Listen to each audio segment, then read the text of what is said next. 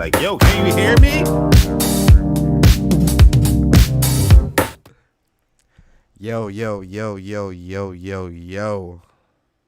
Yo, what is good, guys? It is your boy Persona of Gaming with Persona, host of When Persona Speaks, fellow T. Oh no, not soon. I got a little ahead of myself, boy. Oh, nah, Soon, it's cool, man. soon, It's coming. soon.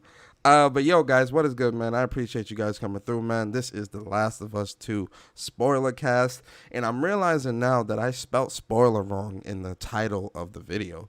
Uh, that's my mistake. Spoiling. It will be fixed. It will be fixed after the podcast. But yo, what is good, guys? It is Saturday afternoon, man. We all beat the game. Well, probably not. Probably one of the greatest games to release this generation. You feel me? It doesn't get any better. It does not get any better than Last of Us 2. And I got a great crew with me here today, and we're going to talk about the game, talk about all things with Last of Us 2, give our thoughts on the game, even talk about some of the little controversial things that people was like, I'm not feeling this. We'll see what people think. But before we get into the spoiler cast and get down to the buttery goodness, I want to introduce everybody here because I have a really solid panel with me here today. Start with you, Karaba. Introduce yourself to the people. Yeah, I'm Karaba Ace. I am on VGP podcast and the game podcast. Let's have a nice show. It's going to be awesome. Nice. Then we got a podcast veteran. I'm talking, my man's been out here since podcast. Before podcast was podcast. That man pioneered. He put the bricks down. JV Beta in the building. My boy Jose. Introduce yourself to the people, man. Say what's up. What's going on, everybody? Yeah, thanks for the intro, man. That was pretty sweet. $5 came in handy, man. Definitely, man. Glad to have you here, bro. Definitely glad to have you here. Thank you. Then we got the second best list on YouTube. The second best. Mr. Chris Righteous. Chris, introduce yourself to the people. Say what's up. Yo, what's good? What's good? Happy to be here. Talk about this great game. You know what I mean? And yeah, y'all can catch me every Wednesdays on Planet Xbox or Thursday on the Salty's Gaming Podcast. And yeah, let's get into it. Nice. Then we got the best lisp on YouTube. New York veteran. Bari. Oh, yo, what's good, guys? What is up? It's Jay Bari. Pleasure to be here, man. It's been a crazy week. We here. The weekend is here. You know what I mean? We're gonna talk about The Last of Us Part 2. Yeah, I'm pretty excited, man. Definitely. Yo, Persona. Yeah. You think it's better than Michael Strahan's lisp? Man, that's a hard choice, man. No, man. It's competition. It's getting there. It's getting there. I gotta work on it a little bit more. You know what I mean? For real. Then we got a industry vet in the building. Very glad to have him back so soon. It's great to have him here. Can't wait to hear his thoughts on Last of Us 2 from PlayStation Lifestyle, the senior editor, Chandler. Chandler, please introduce yourself to the people, man. Hey, Chandler Wood. Yeah, thanks for having me back on. This is an awesome subject. I really want to talk about it, so I'm excited to be here. Definitely. I'm excited to have you here. So, guys, that is the panel. We're going to jump straight into it because we're not about the formalities. I guess let's start with the game itself. Overall impressions. I guess, what were you guys' thoughts? I want to start at the death of Joel. Let's start there. I think that's a good place to start. What was going through you guys' mind when you saw Joel get killed? And were you hurt? Did you cry? Did you have to put the controller down for a couple minutes? Just let me know, what were your guys' thoughts of the death of Joel, and where did that leave you going forward into the game? Like, how were you feeling? Well, okay, so for me, I was already spoiled, like, when the spoilers came out, like, about Joel dying, about how he dies, and about who kills him. So at that time, I was like, "What? that sounds crazy." It's like, but to me, it was pretty much predictable. Like going in before the spoilers and everything, when we were watching all the trailers, everybody was already predicting that Joe was gonna die. So to me, it wasn't anything like shocking or anything like that. But when I finally got to see it in the game, what surprised me was how early it was, because I thought at least it was gonna be halfway through the game when he dies. But how early it was, that is what shocked me. And how he died was pretty crazy to me. But I understood that everything that Joe has done leading up to that point, it was sooner or later gonna catch up to him. You know what I mean? Like at the end of the first one, he literally went on a murder spree, and he killed the only doctor that was gonna have the cure for the infected or anything like that. So it makes sense that there's gonna be people who are super pissed and coming after him, and he did a lot of dirty things. And even in the first game, he alluded to that. He used to be one of the hunters, like jumping people and ambushing them and killing them in cold blood or whatever. So, but as far as like the how he died, I mean, I felt more bad for Ellie seeing him um going out like that, in my opinion. But yeah. Chandler, what's your thoughts? So I managed to go into it not spoiled somehow. I'm writing for a You're better than PlayStation me. website, and somehow I managed to get in there not spoiled. But it was something that I kind of saw coming, and especially leading up to that moment, you play as Abby initially, and she starts talking about how they're looking for someone, and you start piecing together all these little bits and pieces about who they're looking for, and she doesn't seem too happy with them. And then you get to that moment and you realize, like, you just took control of and led the person who ultimately did the deed to that spot and to that moment. And I mean, it's kind of a devastating moment, but at the same time, I think it was the absolute best way that the story could go on. Because if part two was just this kind of la di da, here's the next adventures of Joel and Ellie, I think it would have been boring and just kind of fan service. And I think this was the best way to actually push the narrative forward. Okay, man, that's actually a good take. Karaba, what's your thoughts?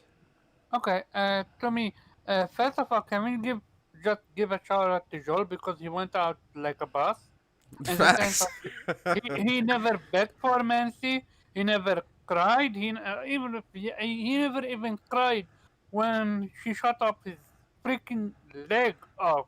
Like legit, he went out like a boss. And Naughty Dog respected his character so much, it's on a whole different level. I was spoiled beforehand. I knew that Joel was going to die, but I had no idea how. And from the second they were started talking about them looking for a certain person, I knew it's going to be Joel. And I was then just interested to find out when he's going to die. So when Abby stumbled upon Joel and Joel saved her, I was like, okay, so that's where it starts. And I actually it's like I'm not how shall I say it? I I see it. I'm always in the believer of this action reaction. You do something, then you're going to get something done to you as well. It's just a concept of reality. So the actions that Joel did, it was going to haunt them eventually. And this is just that moment. And to me, I never once felt forced or that the moment was rushed or it needed a build up. No, you don't need a build up. In real life, you just simply die. There is no build up to it. So yeah, to me, this is one of the best writing, killing of a character for me. Okay, okay. Yo, Bari, give us your thoughts, man. It was definitely impactful. Seeing him die. It was definitely an uncomfortable scene. You know, you played the first game, you played what 20 some hours plus 20 plus hours with this character. Got to know the side of this character that Naughty Dog was trying to portray of him, right? You know, this redemption arc for this character, right? And then in the second game, start out in the beginning of him explaining to Tommy, you know, what he did. Even Tommy was like, "Oh, you know what I mean? Like that's rough, man. But you know, this stays between us. I'll take it to the grave or whatever." Transition to Ellie, and you know they're talking about a scene that happened in the night before, and you get you get that impression that you know Ellie and Joel is not the same in the likable terms right now due to the conversation she's having with Dina. So having all that build up there and then having Joel die the way how he died, yeah, it was definitely a tough scene. But I think they did it. It was the much needed scene for you know Ellie's story, right? You know they already explained like 2016 that it's going to be a story about hate. You know what I mean, a story about revenge and all that stuff. So you have to have something impactful there, to trigger that, right? And yo, that that's like the best way to do it. Yo, she's helpless on the floor, watching this father figure. You know, knowing how the terms, what terms they was on, you know, leading up to this event. You know, but she's, you know, Ellie's ride or die. She still care for this guy. You know what I mean? Yeah. And what got me is when I'm watching that scene now, and I saw the look that Joel, you know, gave Ellie before, you know, the 9-9 went to his head, and I was just like, yo, especially my second time watching it, I really noticed it. I'm just like, yo, looking at this girl like, I failed you. You know what I mean? Like, you know what I mean? Like, yo, you just saw everything, the strut in this dude's bruised up face, man, and it hurt even more, you know, watching it. But I felt like it was something needed. I know went into this game, kind of knew that you know he was gonna die. That was the impression from you know the start. We just didn't know how, and I'm like Chandler. I didn't get spoiled. I wasn't you know searching for no spoilers.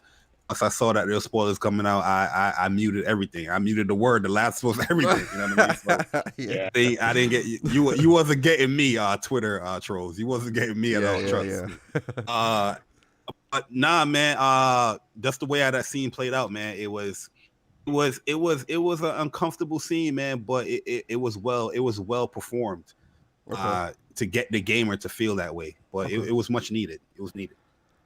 Jose. I had to, Oh, my fault. You sorry. saying something, Caraba? yeah, I had to ask, was it forced?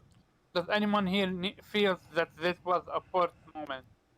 No, it makes complete sense to me. Was it forced? Yeah, that. It wasn't forced because forced. this is the man that killed, you know, her father. And we understood the reasons why. I think pretty much everybody would go to that length to try to save Ellie if you was in that situation. I don't know about actually killing the doctors at the end. That's something that Naughty Dog chose to do. That's the trigger. That's the events in part 2. But no, it's I don't think it was a force. It made perfect sense. And it goes to the theme of the whole game. You know what I mean? The whole revenge, the hate, and you know this cycle of violence. You know what decisions you make in this world have consequences. It's Not only that, but like I think people have to understand is that with Last of Us 1, Joel was supposed to smuggle this girl or not even smuggle, but take this girl on an adventure to St. Mary's, well, realistically to the school, then to St. Mary, all this other stuff. But Salt Lake City. Yeah, Salt Lake City. But he was supposed to. He didn't even want to do that. Let's start there. This man didn't want to do that. He was supposed to drop them off in the Fireflies. Yeah, the Fireflies at the Capitol building. Realistically, like it just kept getting like deeper and deeper. So when you trying to jump deeper, right at Tommy's too. Well, yeah, that's what I'm saying. He's trying to dump her off like in all these different places, like because he really didn't want to do the job, right? So he stuck with it, or like at some point he realized, let me do this or whatever, because I realized that she really wants to do this, and I'm the only one that can protect her, whatever, right? So then you get there, your job is complete. Because, like, we have to look at this, like, yes, the relationship is great. The relationship is sweet. Like, he's starting to look at this girl as his daughter or whatever. He's starting to heal from his daughter's death and all these different things. Fine. But he still broke contract. Like, there was a job that needed to be done here. And after fulfilling the job, Marlene says, go. He didn't leave. He actually killed. Well, I snuck past, but anyway, he killed most of those, killed those people in the hospital and took her when he found out that she was going to die. When they were gonna extract her brain, I forgot what they called it, but whatever it was in her brain preventing infection. So it's like, realistically, you had to have thought, even if it wasn't from him killing the doctor, you would have to have thought that the second game would have been some type of consequences and repercussions for him doing that. Because you crossed, never mind crossing people, you crossed these people that could have saved humanity. There's going to be a lot of people angry about that. Yeah, that's true. There's going to be a lot of people angry. That's a really important distinction of why the game is called The Last of Us Part 2 and not The Last of Us 2, because truly this second game is the second part of one whole story. Yeah. It's not a sequel. It's not another adventure, off on anything. It is part 2. It's truly telling the second half of what comes next after those actions. Yeah, that's true. And the thing about that scene was that right away Naughty Dog was letting you know that this was a story for adults. Not that I'm trying to make fun of anyone or trying to, discredit anyone, but this story wasn't going a direction that a lot of people wanted. And right off the bat, by them killing Joe, you knew you were in for something totally different than we've seen in video games before. I agree. Well, Jose, give us your thoughts on the death. Unfortunately, I saw a photo of Joe previously, and then of course a photoshopped photo of Abby looking like freaking Frankenstein. She looked like Zangief in one of them photos. Yeah. I was like, hold on. So playing as her, I was like, all right, obviously this is her. And then in the back of my mind, I'm like, she has to be looking for Joel. That's who they must be talking about. Finally, Joel saves her, and then I'm like, don't tell me they're gonna freaking make us go through this. And then of course you see the little subtleties of Abby's face as she finds out that she's with Joel. And that total buildup from everything from the look in her face to the moment Tommy goes, that's my brother, and then Joel says, I'm Joel, and then everybody in the room tenses up, and then Joel right away senses that something's wrong. Unfortunately, it was too late. Oh yeah. And just like Jay Barry said, when you see the last moments between Ellie and Joel, which is Joel looking at Ellie and Ellie looking at Joel, and she's like, get up.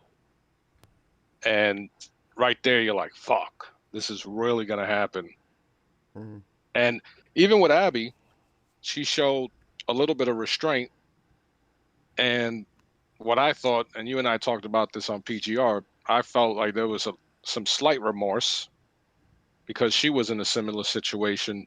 And we learned later that she had these nightmares running through the hospital. And no matter how fast she tried to get to the hospital or to the scene before Joel kills her father, she couldn't. So I felt there was a relationship there that she felt some type of relationship between, not relationship, but she knew exactly what Ellie was about to go through. And then, of course, we hear the final thump and we see all the brain matter on the golf club. And it was like, holy shit. I mean, sorry, I didn't mean to curse. No, it's fine. But you're free to speak how you want. Yeah, they show it. They showed it. I was like, oh, it goes back to what I said about this was going to be a totally different experience than we've ever, the most adult, maybe not as adult as Leisure Suit Larry or something like that. But yeah, it was totally something we weren't prepared for. Yeah, they definitely pulled out all the stops with that. But all right, so Joel's dead, right? This kind of sets everything in motion. And first off, Dina's ride or die. I think we all can agree there. She ride or die. She's like, look, I'm going with you. we're gonna find them together, right? So fine. To a certain point. I mean, we'll get there eventually, but yeah, to a certain point. You know, when she figured out she had the bun in the oven, and you know, she realized, look, I can't keep doing this. You feel me? Yeah, exactly. But Exactly. so a good portion of the early parts of the game, she definitely was ride or die, and I was like, you know, I really like Dina as a character. But so let's fast forward to, you know, now you're playing as Ellie, and you're in Seattle, and you're going through the game, and you're going through the story, and you get to the open world and stuff like that. What were y'all thoughts on that open world section? Because that felt like the most open world. Like, I know they said this wasn't going to be like a full-fledged open world game. It was going to be like part open world but mostly linear. It's funny because a lot of the areas outside of that day one Seattle area, they weren't necessarily open world, but they were very large areas that it felt like it. Like, even the linear parts felt still kind of larger than life. Starting with you, Bari, what were your thoughts once you got to Seattle day one in that big open area?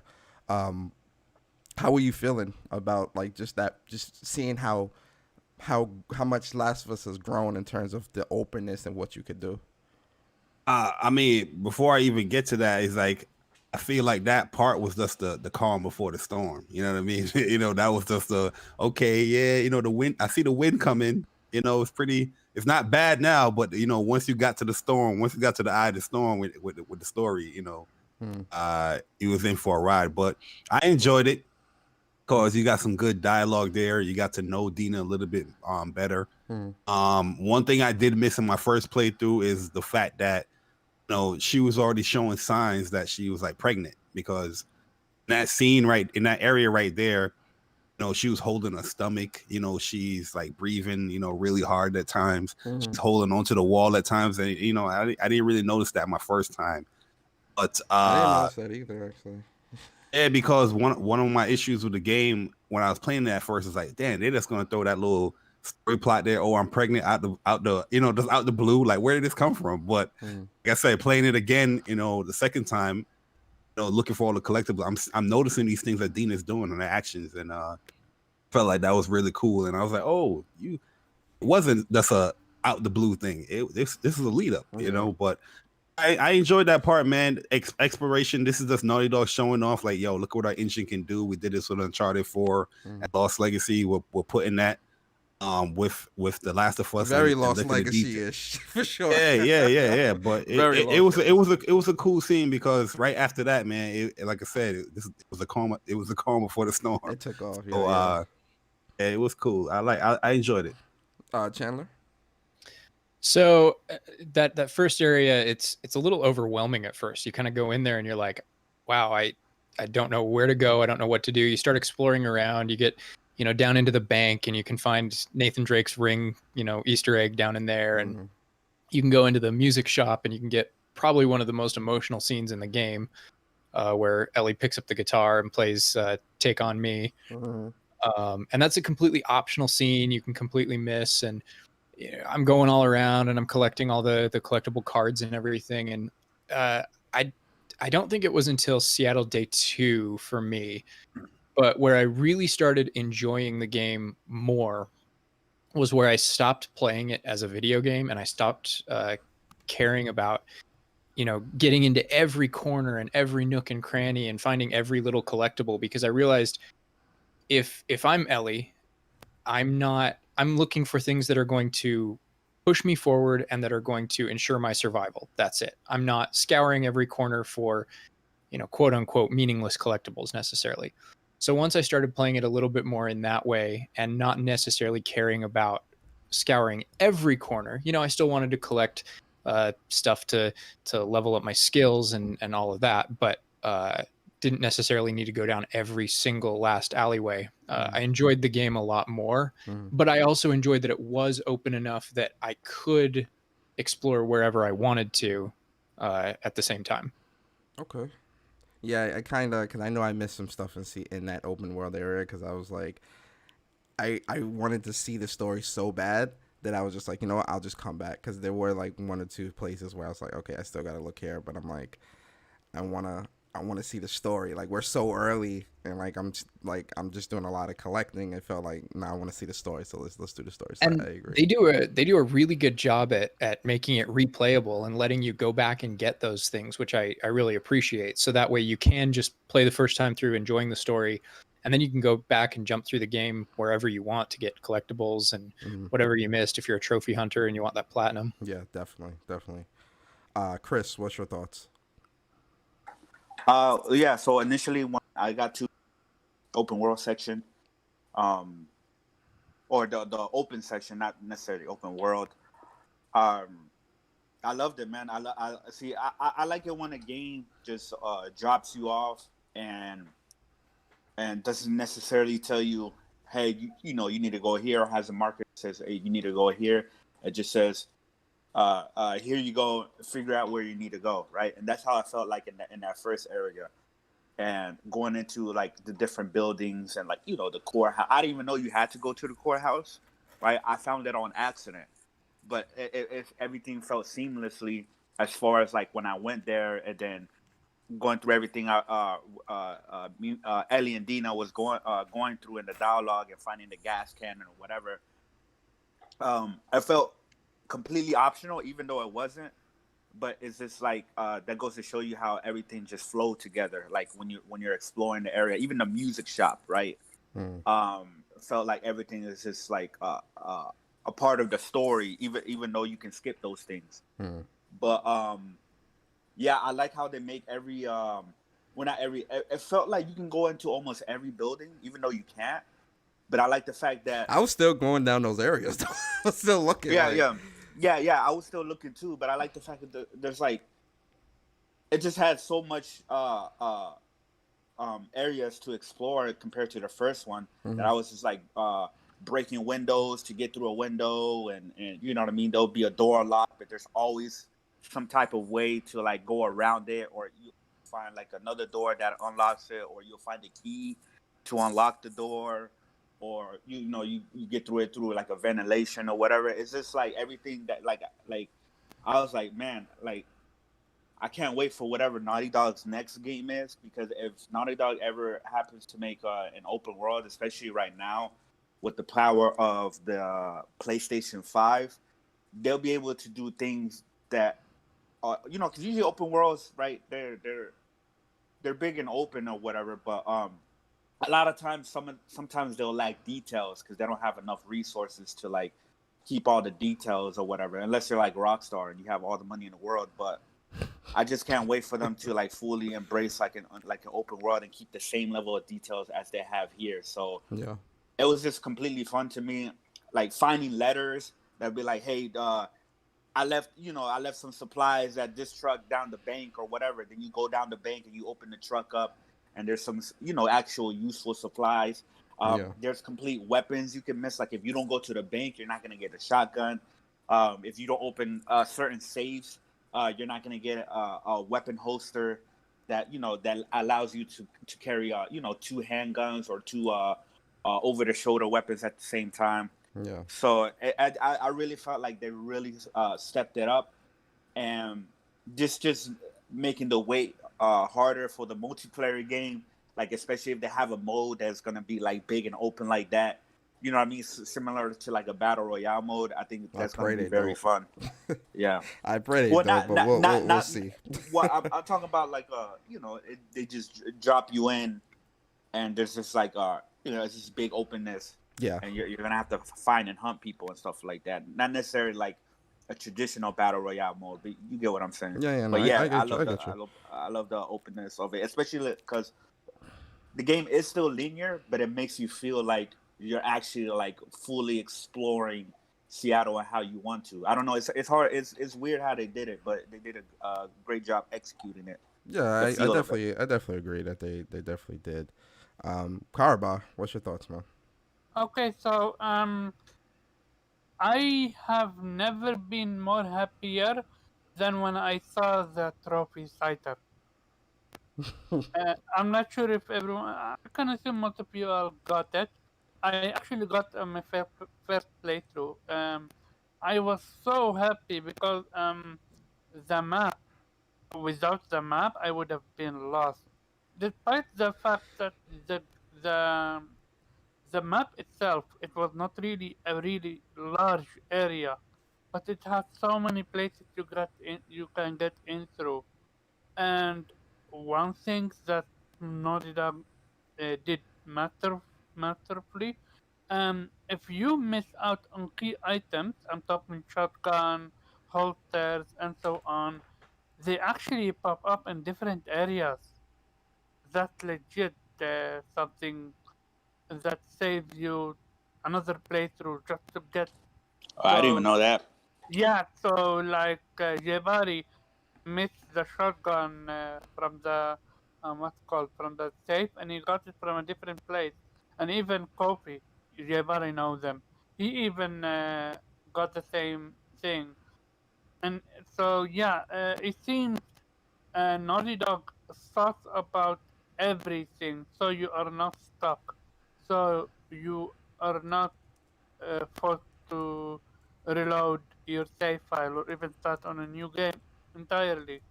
And then the details, but also the storytelling, like all the way you keep hearing the name Isaac, and to me it felt like a mystical person that how in the first game you had that guy in that sewer, the one Idris or something, with the kids that they end up killing them.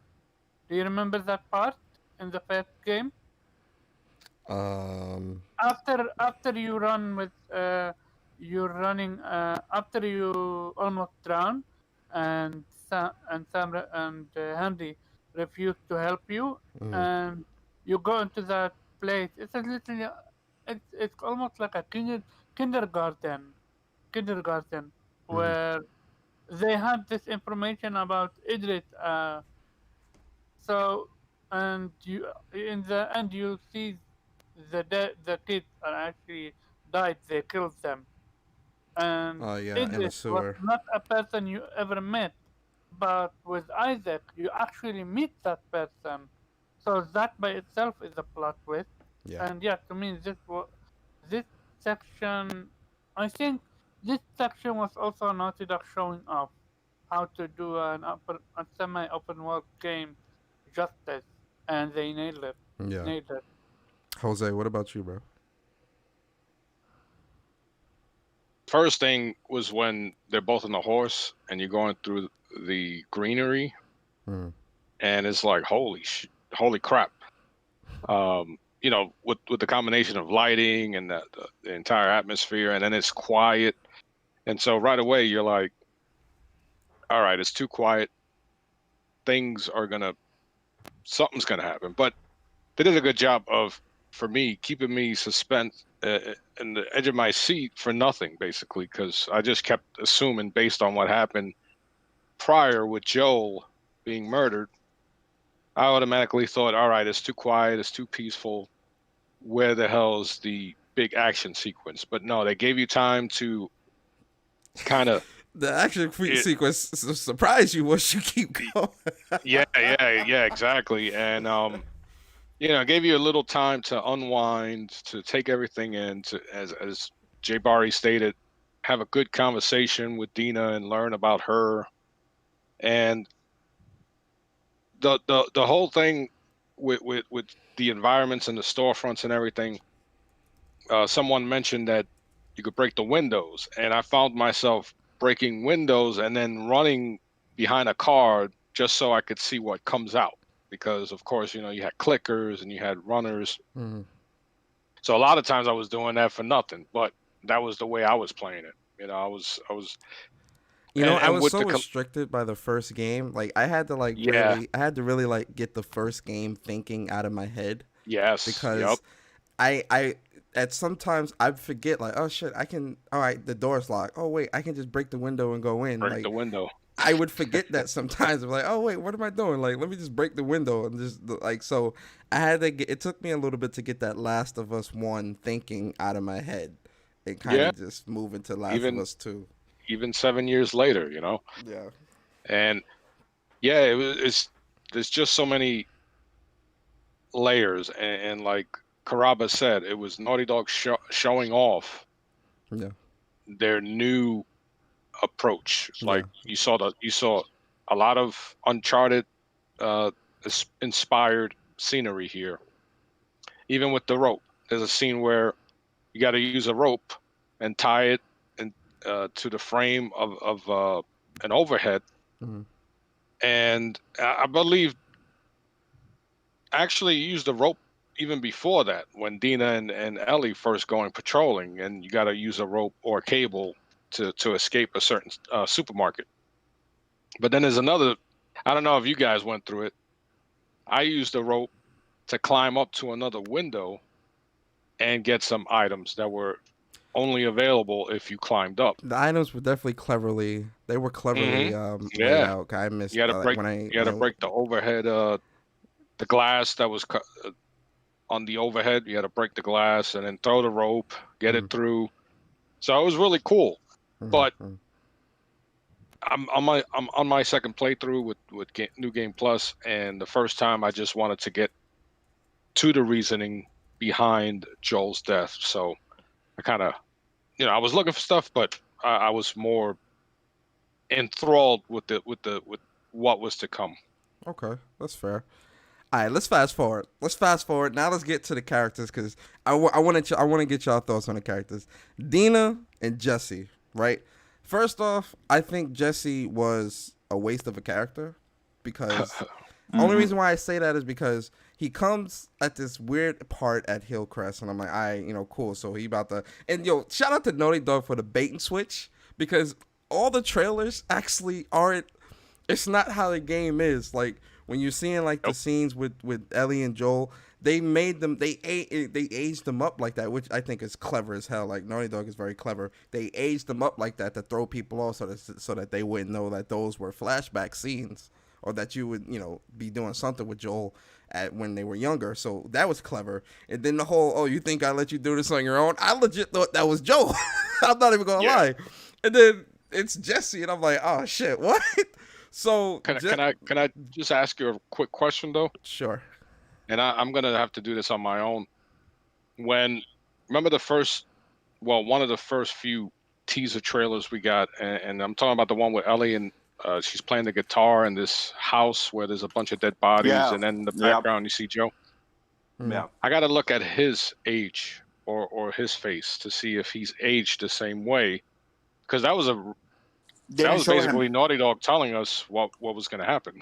Like basically. Yeah, but they didn't show his face. They just showed him walking, but they didn't really. If I remember correctly, they didn't show his face. The only thing you heard you was hear his voice. Yeah. Also, like wasn't that it, scene? Right? That scene was never in the final game, right? No. That was just. I think that was just the trailers. I didn't. It was just a teaser. That was just a teaser. That was basically like a preview of things to come, basically. Yeah. So Dina and Jesse, right? What were you guys thinking, like in terms of Dina and Jesse? And let me know, like, did you like them at all? Were they bad?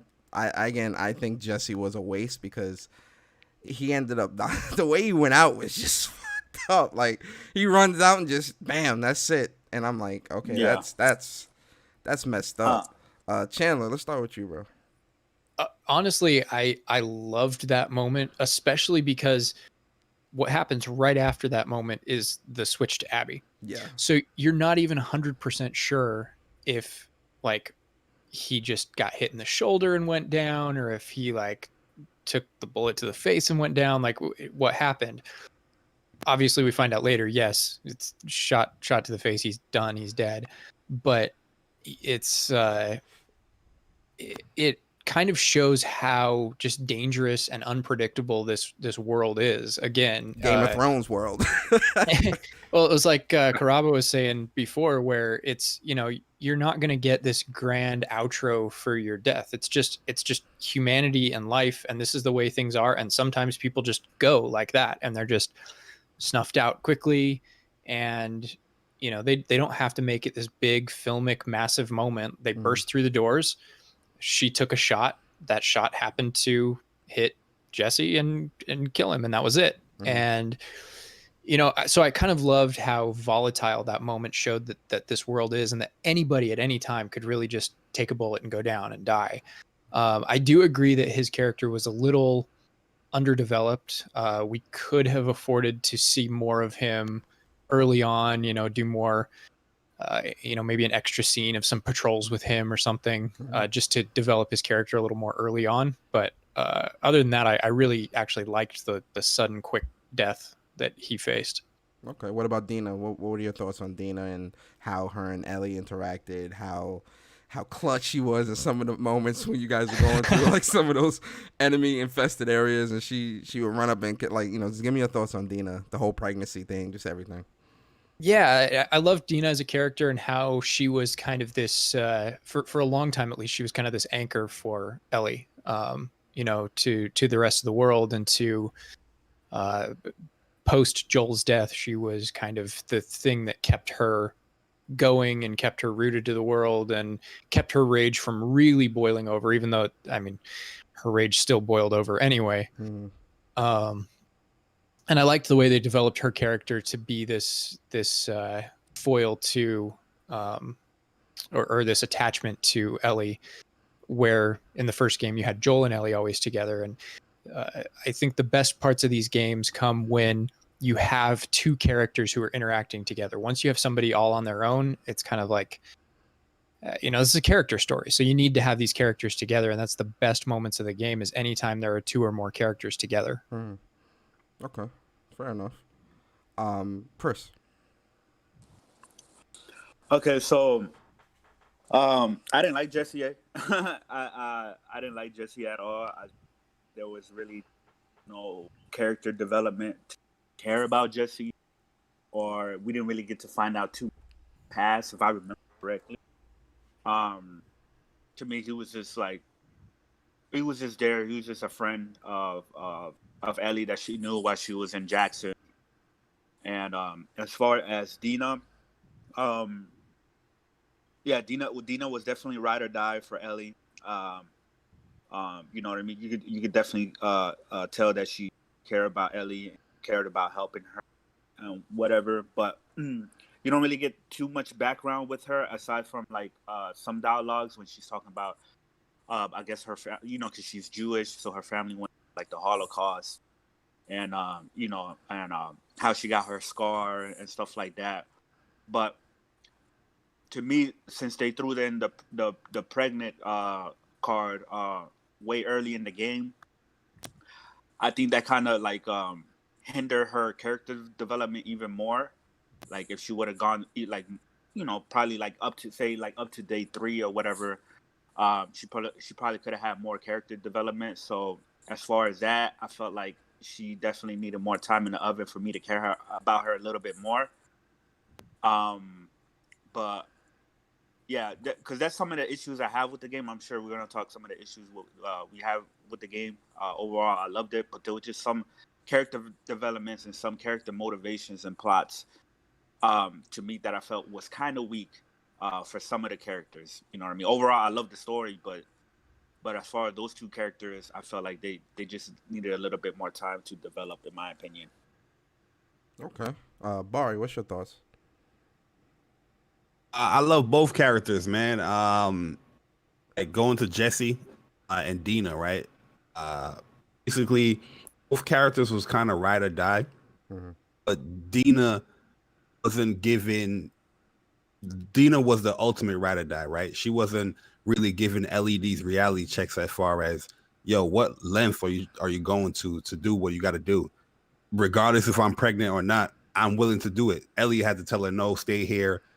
And, check from everything here. She's ready to die. But with Jesse, complete opposite.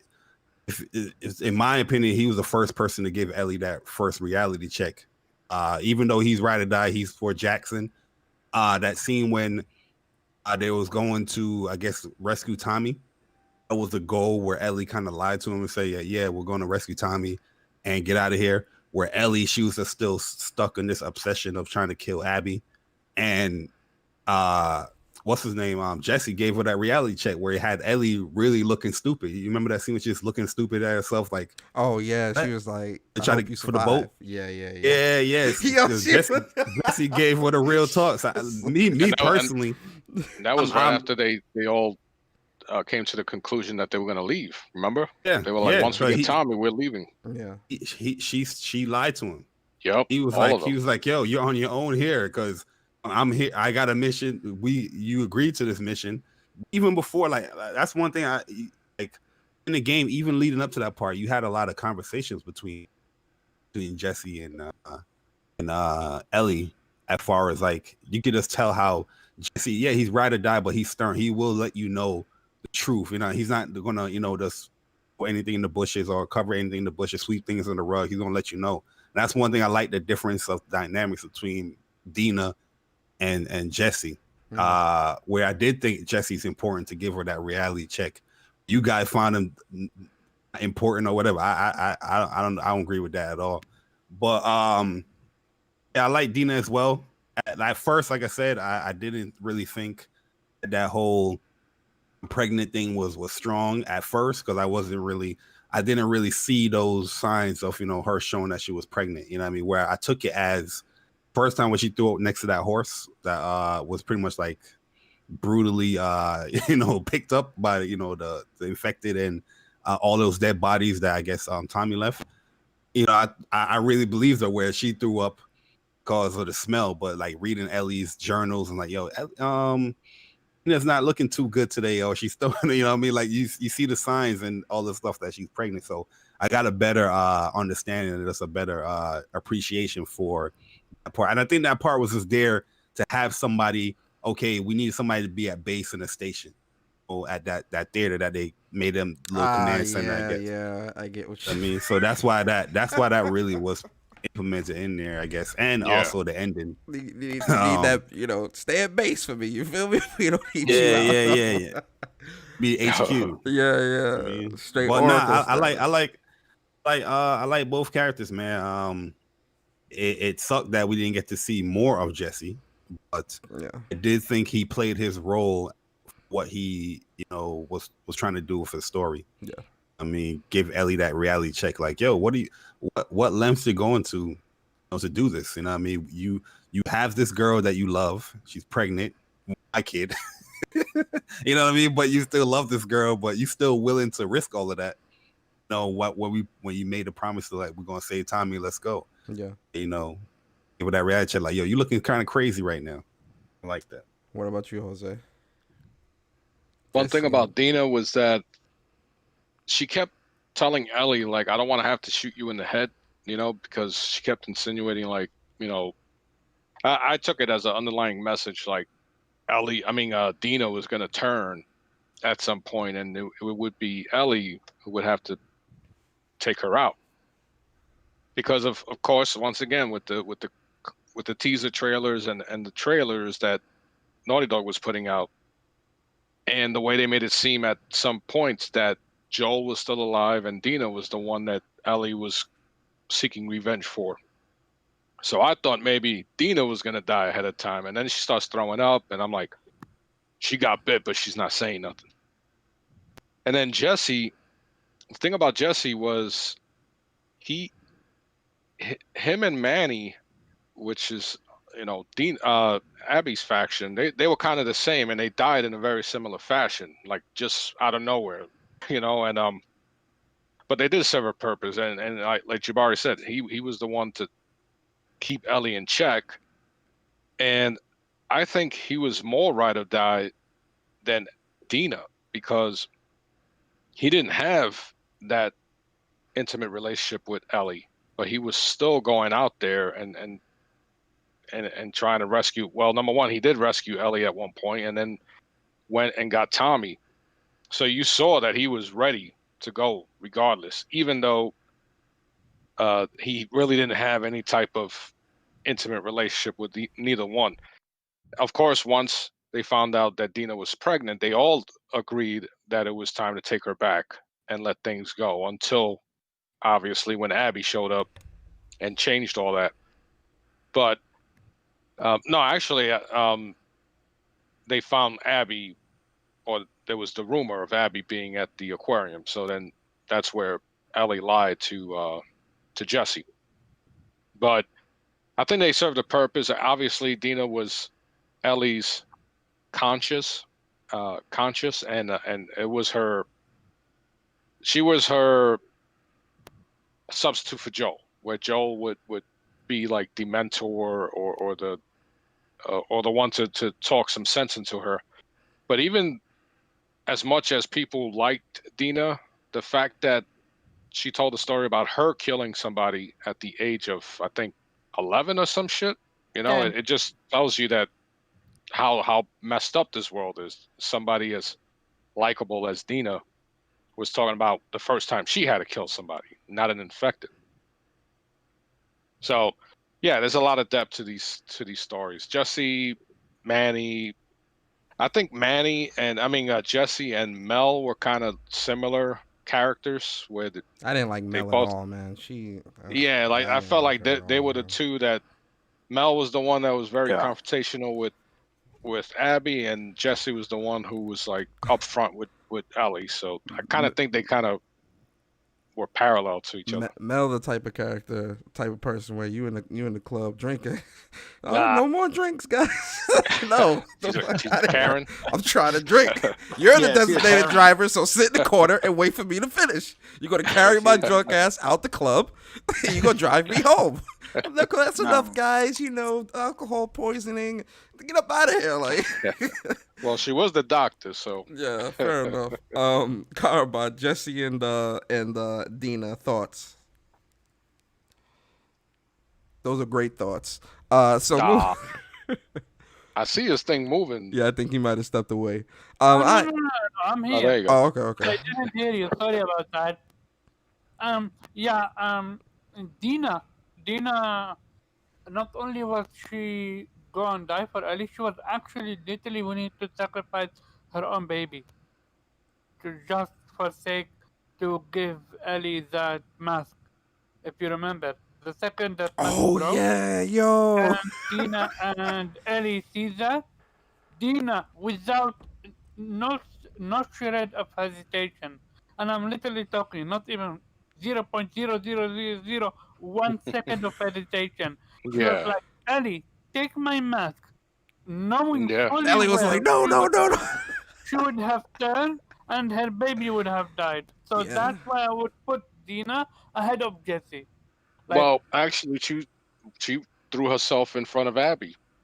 So she didn't think twice yeah, either about jumping in front of yeah. Abby. So Dina is to me way above Jesse in terms of her connection with Ellie and her devotion to Ellie, but also character-wise, she is way more developed than Jesse.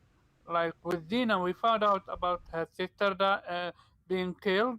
We found out that she killed someone at the age of 10 to protect her own mother. So, but for Jesse, we don't know anything. But I did enjoy Jesse. Jesse was a cool character. Jesse was a character that like was there surviving. He was doing his own thing and minding his own business. But when you have uh, the the lead, the husband of the tribe leader going not rogue, but more like on his own mission, you're going to expect someone like him to take the initiative and go after them and help them out. So that was a W for Jesse. Yeah. As for Manny, I really enjoyed Manny. I remember back when he uh, he spit on But Joe. on Joel, yeah. I was mad like that. I was mad at not Joel death. Joel death, okay, I'm good with it.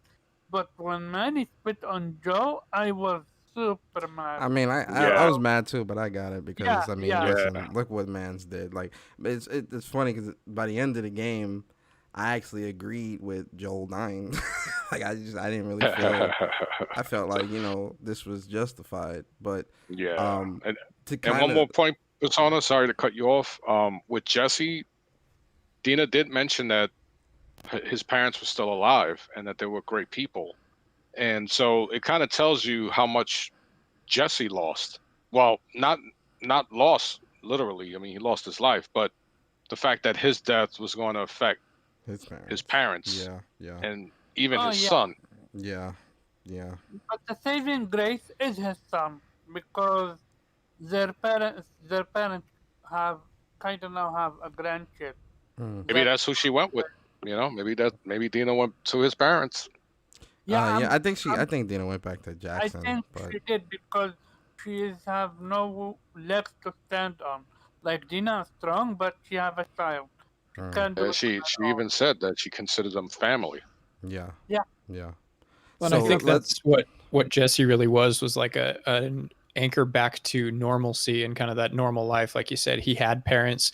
He was this part of Jackson. He was the part of this society that was getting back to some semblance of normalcy in this Mhm. post-apocalyptic world. And he provided that, when you're out on this adventure where these two are just surviving and they're out for vengeance, and Dina would do anything for Ellie, even giving up her baby if it meant saving her. Jesse was that one who was like, no, we've been building something here. Like, Mm. Yeah. come on, don't throw all that away. And ultimately, he's the one that ends up getting that thrown away because of her quest. Hmm. Yeah, yeah. that is it's crazy you mentioned that because he Also, definitely he was like once he came he was kind of like it felt like a party pooper type of thing because Yeah. you see that Ellie is like kind of just going on this rampage killing. She trying to go here, she trying to go there, she got this map, she trying to figure out trying to get to the hospital, all this crazy stuff, and then he kind of gets there and he's just like, look, this is what it is. You feel me? Either Yep. you're gonna be with it or you're not. And so Hmm. I agree that he definitely. I feel like they both needed that to a degree. That stern, like talking Yeah. to, like, look, guys, I understand. Joel, I'm sad too, but let's use our brains here, type of situation. Yeah. But Yeah. to get to Ellie's mission structure, right? Because we'll do Ellie's missions and then we'll talk about Abby and those characters and kind of just come together at the end. So Ellie's mission structure, her as a character, not as a character, but like her being more of an assassin type of character. Her even the things that you could craft seemed more sneaky, as opposed to playing as Abby. But in terms of Ellie's mission structure and how her missions played out and how she played as a character with the stealth and the moving around and stuff like that. What were you guys' thoughts with her side of the story and her missions? Starting with you, Barry. I love playing as Ellie. Like I preferred playing as Ellie rather than Abby, but I liked Abby's set pieces more. Make any sense? Yes, that does. Where the combat scenarios that Abby was in is a little bit more crazier. But the tools that Ellie have makes the combat more satisfying. You know what I mean? The butterfly knife, stealthing these clickers is super important. Where Allie, you have to.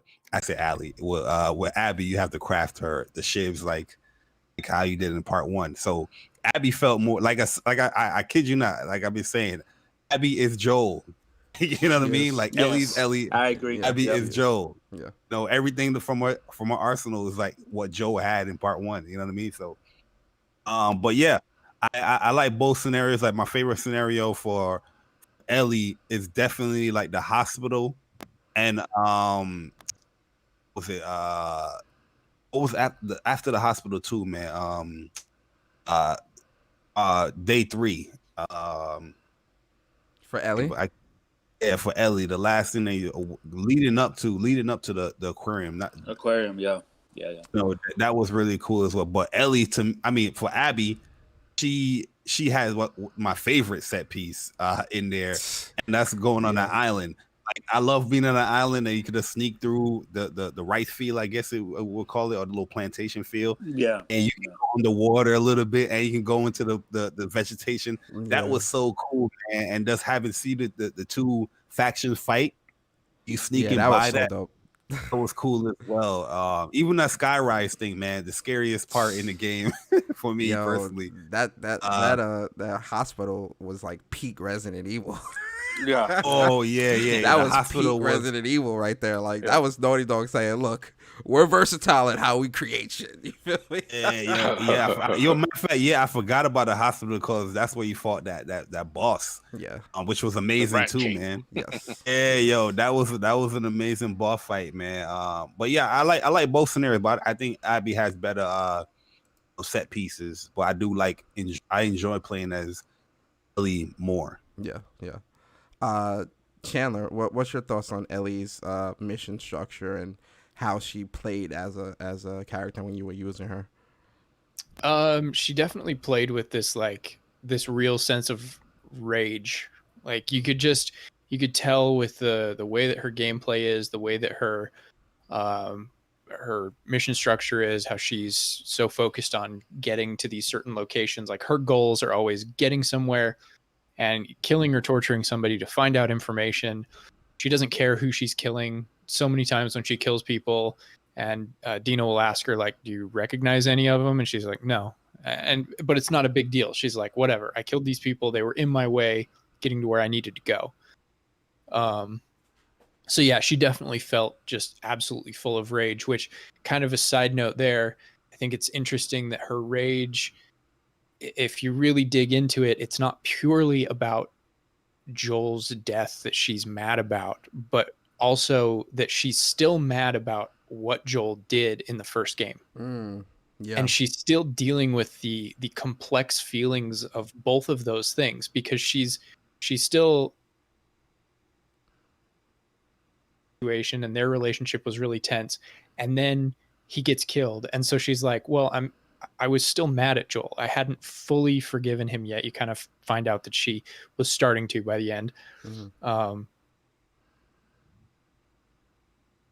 addition to, on top of that, the anger at Abby. And so there was this complex rage. It wasn't just one of pure vengeance. It was, she was unsure of where she was at. And then on Abby's side of things, you had, she was definitely a lot more of like a Joel type character, and built like him too. yeah. And her mission structure felt a lot more just survival based. You know, she didn't feel like she was, because she wasn't. She was done with her quest for vengeance. She got her vengeance. She did what she needed to do. And she was just kind of doing her own thing, and actually in a lot of cases helping people. So Abby's side of things was a lot more like part one, where Joel and Ellie would come across people and they'd help them out of their individual situations. And same thing here, Abby would come across like Yara and Lev, and she was helping them out despite them being the opposite faction from her.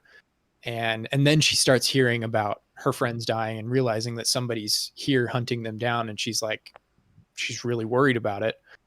So I thought that was an interesting dynamic where she wasn't filled with rage. She was done. She was just in survival mode, just trying to make things work. Yeah. Jose, mission structure for Ellie. What's your thoughts? Yeah, I like the way they separate the two. The fact that Abby has a pipe bomb as one of the items you can construct, and then with Ellie, even though she has a similar device, but it's made out of like a plastic bottle with some homemade stuff. So right there and there, you can see their abilities, not only with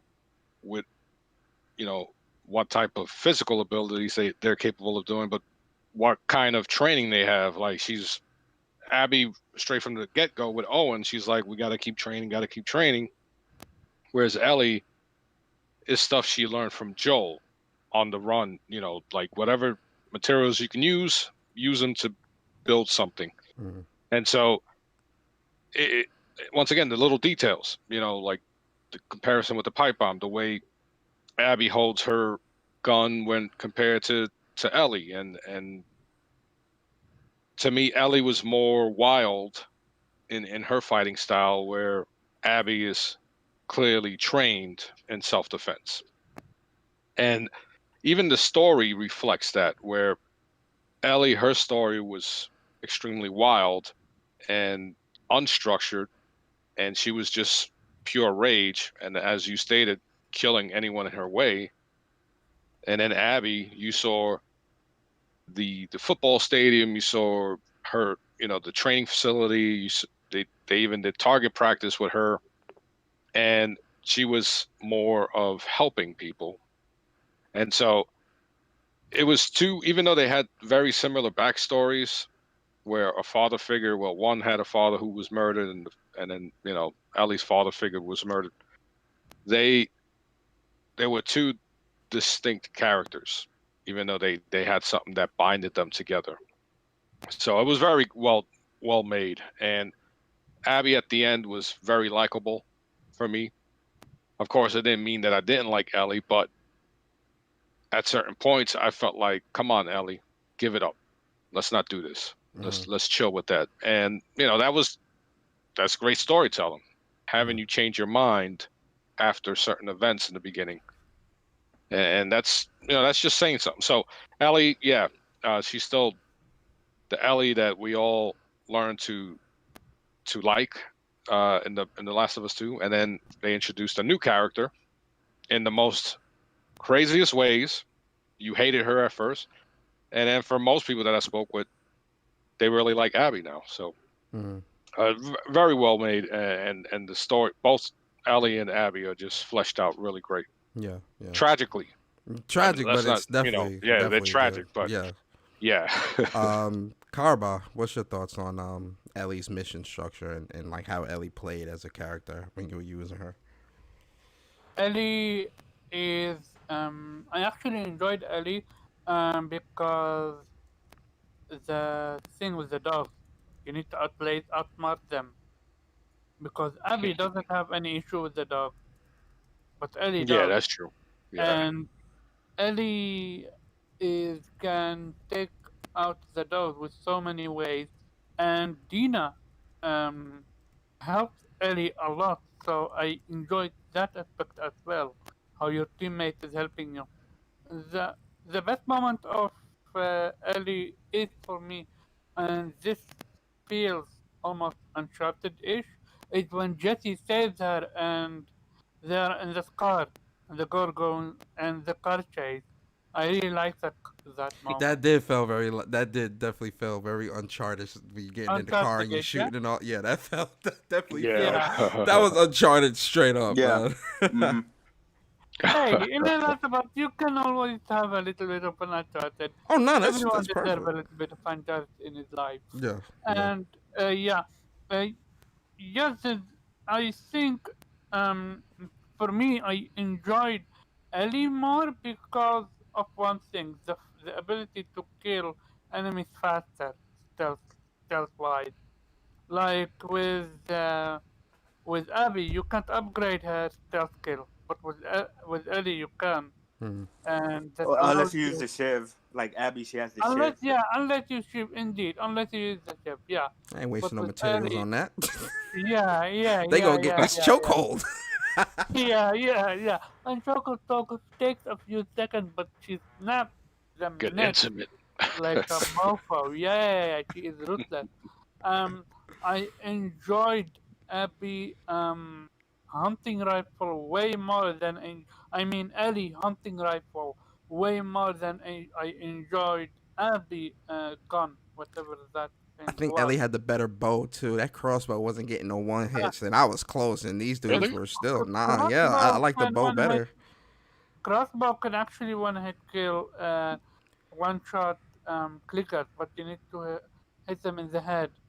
I was hitting them in the head, hitting not clickers, but like enemies, and like Weird. they would be. It would take 2 shots, and I'm like, this is Okay, trash. and Give me the bow. crossbow and the normal bow also have that explosive arrow, so that's also a W Which for is Ellie. brutal. Yeah, it's super brutal. And You mentioned the dogs too, and I have to say, did any of you take out one of the dog's owners before killing the dog? Yep. Yeah, And it yes, sits And then there yes. and it the I dog was sniffs. just sits talking there about and that. whines and it Yeah. sniffs around, and it is so sad because you're like, you realize that this dog loved that person Yep. as its Yeah. owner. And like, as you know, I've got a little dog myself, and it's a little mini dachshund, you know, so it's not going to be out hunting anything, but still it was just, I was almost more sad killing the dog's owner and then having the dog be sad without this owner and whining and everything than I The was dog actually killing eventually the turns dog. around. The dog eventually turns around and chases Yeah. you because I waited because I felt bad. I was like, damn. I feel bad. You though. also get like a sense of how this group care for the dogs too, man. Like Mhm. it wasn't Yeah. just like these slave dogs. They Yeah, no, actually like they really treated them good. Yeah. As we saw at one point where you got to kill Alice. Yeah, like Oh, yeah. they treated the dogs good. I have a fucked up story. So the first time I killed the dog, because I did try not to kill the dogs. I honestly did.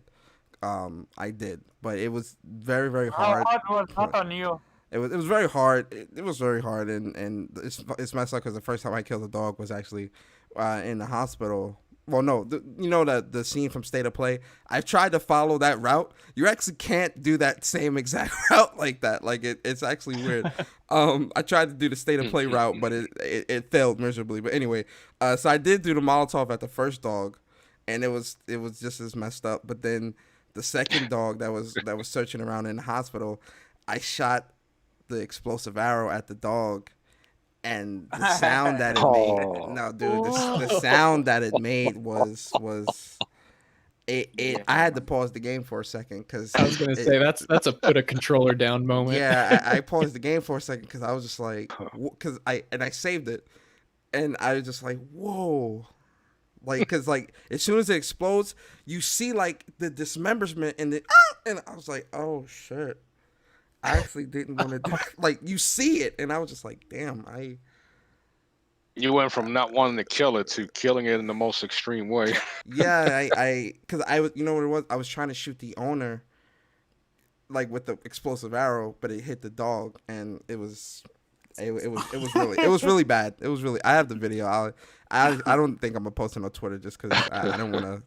I don't want to do that. But Some people posted similar. Nah, I don't want to post me killing dogs and stuff like that. Yo, man, I got to the point where these dogs were so annoying that when I see them walking each other, I would have that explosive arrow ready. And then both of them is gone. Well, no, what I started doing was just so that out of sight, out of mind. I just put when I know they're following my scent, I would just put a mine down and just walk away and just. Oh, that's what I was doing at first too. Because I was just like, I can't. Can't look. I just gotta do that. Yeah, just and you still hear it like when they scream out the dog's name, like Jackson or whatever. Like, oh my god. But what got me was the horse. Remember when you? Oh man, that was rough, man. Yeah. Yo, you heard the horse was like screaming. I was like, yo, they went to detail. That was rough. They actually showed that, and they actually showed him like shooting the horse in the head. Naughty Dog really was very brutal. Like Ellie's just everything around Ellie just seemed more brutal than Abby. Yeah. Like Yeah. the way the horse, like his whole front legs exploded. Like the dude was it was bad. It was, and it, like, and it's funny because like, you know why it's crazy? Because like when you're in the open world, it's all sweet. You got these two lovers, having this nice adventure. La-di-da, then they see they go into that little building to check, and they say, okay, we need to keep going. They keep going, and you think they're like, oh, we need to make camp. So I'm thinking this is a wind down moment. So like we're actually going to make camp, and it's going to be a cutscene. You jump over that thing, and it explodes. Yeah, man. I was just like, whoa, this is not something that I thought. Like it threw me off. I'm pretty sure 99, but no, not 99. Everybody was not expecting that. No, I wasn't. Literally came out of left ear.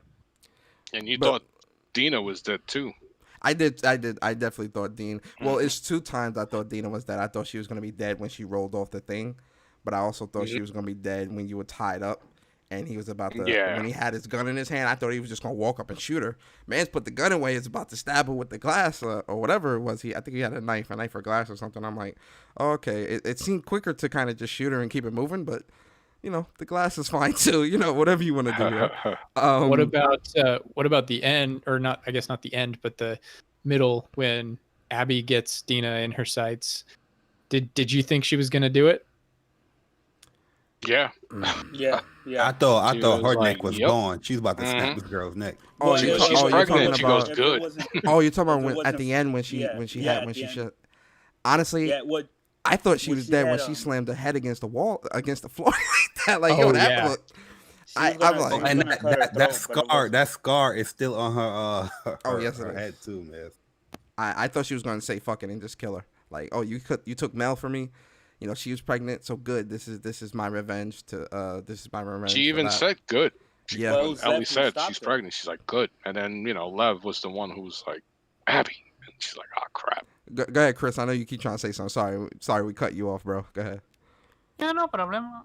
No, Chris, not you, Carl. Not Caraba, okay. So I'm gonna just give my thoughts on the Ellie section. I really loved Ellie section. I mean, I love both of them. But I really loved Ellie sections, especially my favorite moment from the Ellie section was the very first time you run into the Seraphites. Ooh, Oh, yeah, the whistling. Yeah, and they're just like whistling and they're hiding in the grass. And, yeah. That was a very, very tense moment for me. I was like, yo, this is fire or whatever. When she got shot with the arrow and then she was sitting back, she was like, "What the fuck?" I, And the energy I is just felt depleting. her. I felt her Yeah. like frustration, like, "Yo, I can't get a break here. Like, what is going on?" Yeah, so I definitely agree with what everybody was saying about the two different play styles. Like Ellie is definitely more like a visceral assassin, and she's or like a visceral killer, and she's more about like improvising. You know what I mean? Like it felt like with Ellie, you improvise more, and you do the same thing with Abby, but between the two, Ellie felt more like a somebody who survived, who survived through a lot and it's like killing and stuff like that out of hatred. And Abby, she felt like more trained as a soldier because she's part of technically part of a military, right? She's a soldier for the wolves and whatever, and she's a beast. She kind of reminds me of the way she looks. She looks like Triple H from WWE, But That's messed up. Time to play the game. Yo, but I am the game. I really enjoyed both scenario. Definitely the hospital scene with Abby was definitely my favorite part. Probably in the whole game, or one of my favorite parts in the whole game, because like I said, that felt like Resident Evil. Like that was like one of the only times I was like really, really scared and whatever.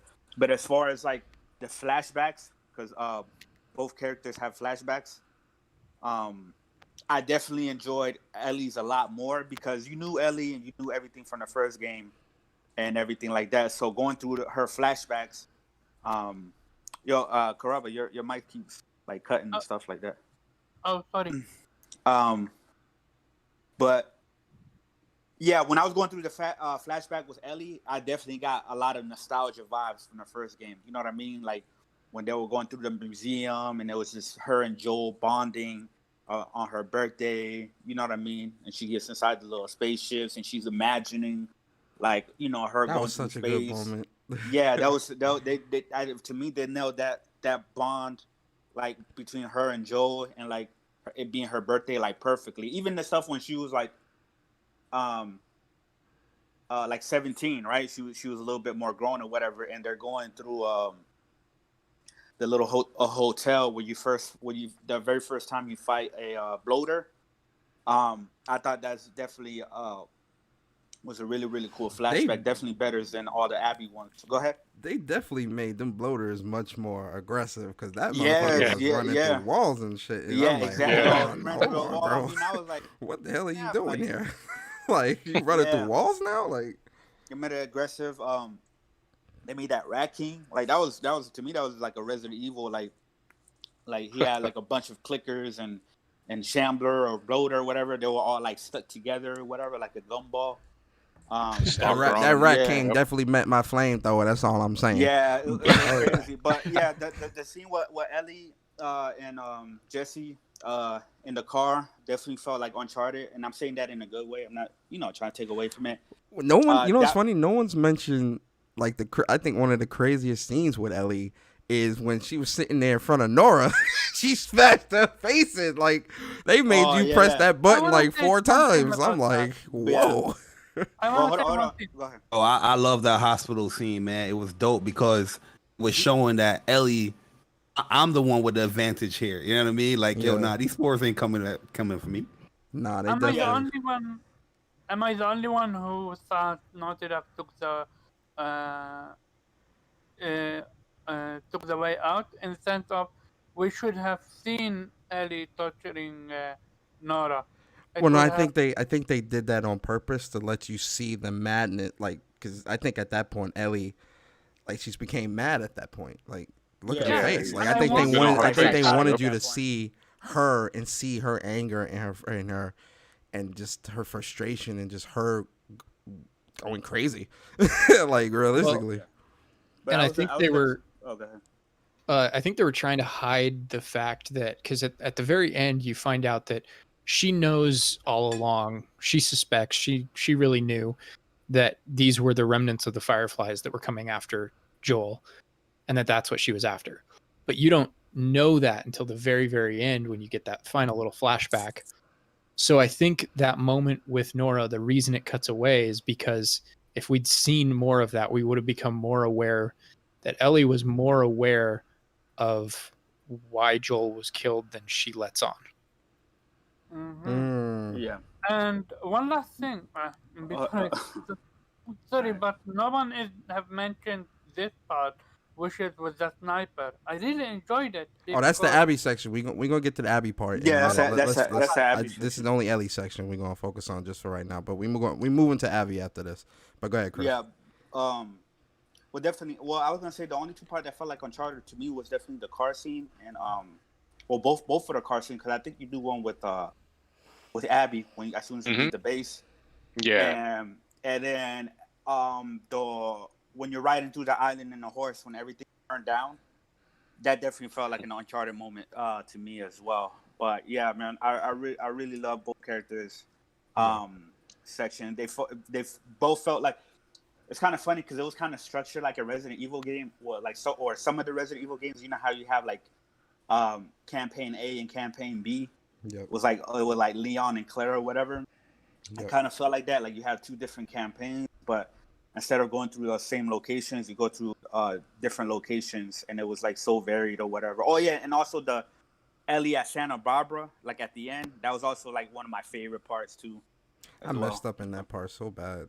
Yeah, but that's it. I love that end scene, man. That Santa Barbara. Hey, yo, you see how skinny Ellie even got. She's even more skinnier. Yeah. You know, in that time period. Getting that silent suppressor. I mean the SMG. Yeah. Oh man, that just made the game so easy. Yo, she got skinnier because it took her months to get to Santa Barbara. Because if you remember, Yeah, that's a big time jump. That's like what 6 months time jump. Because when they call Abby, right, when those people who they have, we didn't even know what the hell that group was. They just held people in prison. You know what I mean? The Rattlers, I think it was called or something. Oh yeah. When they called her, right, and then you fast forward to when Ellie gets there and she's talking to the same dude that caught her. He says, "Oh yeah, we caught her a couple months ago."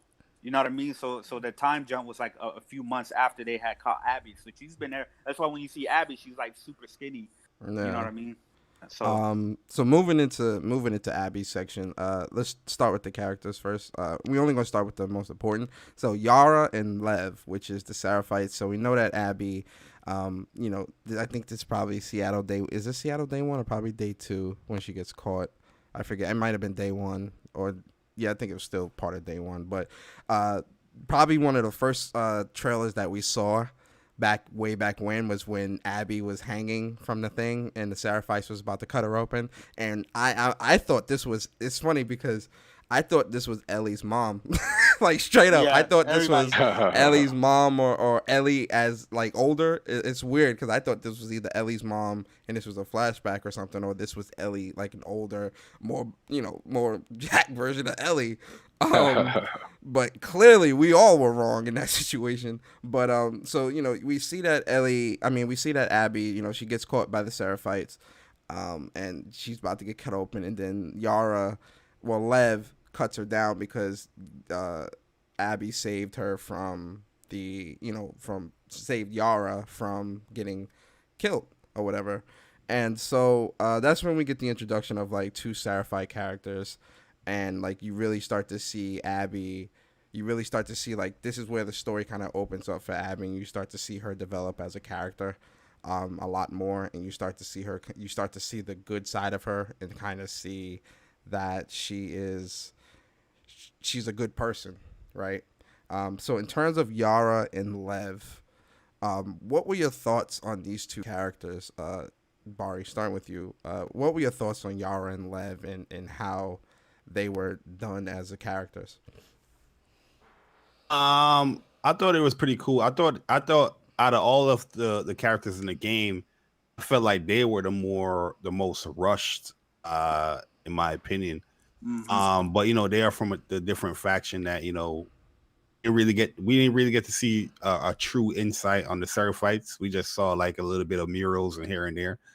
But I really started liking them just to see how Yara, how much of a G she was. Like this girl was gangster. You know what I mean? Where she got her arm amputated, she is still rocking with you a couple of hours later because she want to save her quote unquote brother. Are we addressing that too? Like this yeah, because I want to address that too. This girl, Lev, pretty they much both were wanted sisters, and she wanted to be a boy.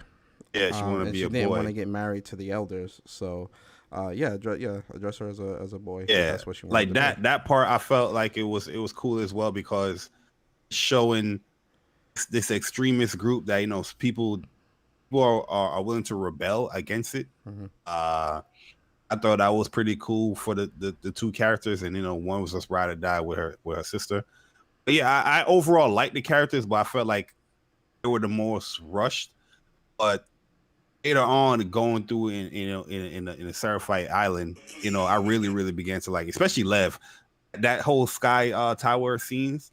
Amazing. Lev was just it was cool. Amazing, it was cool, bro. And the cool things about fighting the Seraphites as well, this is my last thing with them, is that they know the Seraphites tactics, so they're telling you certain things. Mm-hmm. You're fighting them, you know what I mean? Like they'll point out that their quietness and all. It was just cool seeing that as well, with the bow and arrow, and being as silent, as they're not as clunky as like a Dean, like Dina, she would go out and just start shooting. You know what I mean? Say you get caught or seen a little bit, but you running, she's just shooting. Everybody know where you at. But with Lev, it was a little more different. He got the bow and arrow, so you can still go a little bit more stealthier, quicker than having Dina or Jesse. But I did overall like them. I just felt that it was a little rush. It's cool. Fair enough. Chandler, what's your thoughts on Yara and Lev?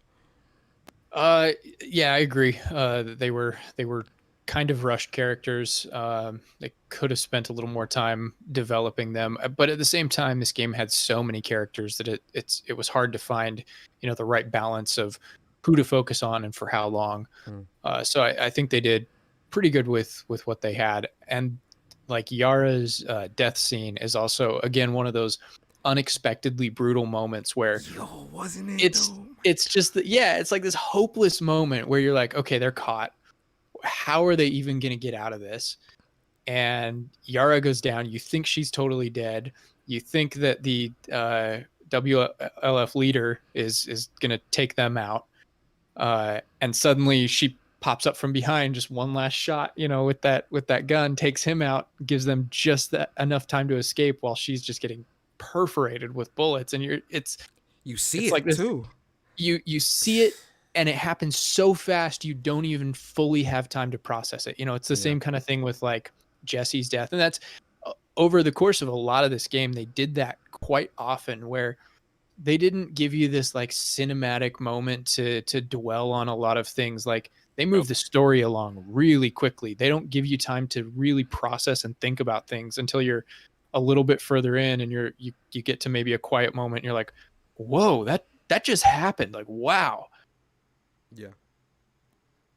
But yeah, I really liked them as characters, and I liked the way that they were able to humanize Abby for us a little bit more. They really helped with that aspect of things and showing that, you know, Abby wasn't as she just wanted revenge for her father's death, for what she felt was a very unjust and unfair death, and Joel was a villain, and so Yara and Lev helped to humanize her a little bit more for the player. I feel you.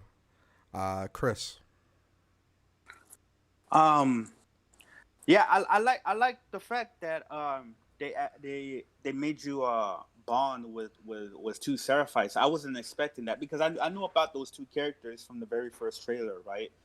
And I think Neil Druckmann and the actors who played those characters or whatever came up on one of the stages. I don't know if it was PSX or somewhere like that, where they were talking about the characters. So I knew those characters were in the game, but I wasn't expecting them to be Seraphites. So I thought that was cool that they added Abby, who's a part of the WLF, the Wolves, are like they're in like a never-ending battle, right? They're never in nonstop war. Actually, yeah, because it was actually war between the Seraphites and the Wolves. So the fact that they decided to add those two characters that Abby decides to bond with, and then it kind of reminded me a little bit of her arc. Reminded me a little bit of Joel's arc in the first one, that he meets this character, right, Ellie, and so through her he sees like a path of redemption through her, and it was kind of the same parallel with Abby and like Lev and Yara. The only thing that I think was kind of weak writing is like the motivations between Lev, Yara, and like the Seraphites. Like, okay, Lev was a girl, right? Her name was Lily, so she had feelings inside about being a boy. So she shaved her head, and then now everything wants to kill her. I understand that this is like a religious occult, and they're very extreme, and anything that deviates from that, like they're ready to, say, oh, you sin, and they're gonna kill you or whatever. I just think that motivation or that interaction between them and the Seraphites could have been maybe better. Maybe it was like, hey, they were trying to force Yara to marry or have sex with somebody, then Lev came and killed that person, and then now everybody's pissed off at them or something like that. But they were doing that. They said that Lily was forced to marry one of the elders. One of the elders. Yeah, I know. But I'm just saying, like, that's the only part. And this had nothing to do with like, didn't want her to be a boy or whatever or nothing like that. I just think that in my opinion, that could have been written better. But I definitely like the interactions between Abby and Lev. How Lev is just like, he's so like oblivious and he doesn't know like different terminologies, and sometimes he'll take them literally. Like whenever Abby says something, you know what I mean, he'll take it literally or doesn't understand what she's trying to say, and you'll see her like laugh about it or whatever. I thought those were are really sweet moments and stuff like that. But overall, I did like those two characters. Yes, I did feel that they were a little rushed, but like what Chandler was saying, there's just a lot of characters to handle, and to handle the development is really hard, especially when main focus is on the two biggest characters, which is Ali and Abby. yeah, it's so many different names that like they sometimes get jumbled up. It's funny. So what did I say? You said Ali and Abby. I just noticed that Ali and I was doing the same thing too, man. I was calling her Allie. It's too many names. It's too many names. Lev, Yara, Abby, Ellie. You gonna get tongue tied, so it's understandable.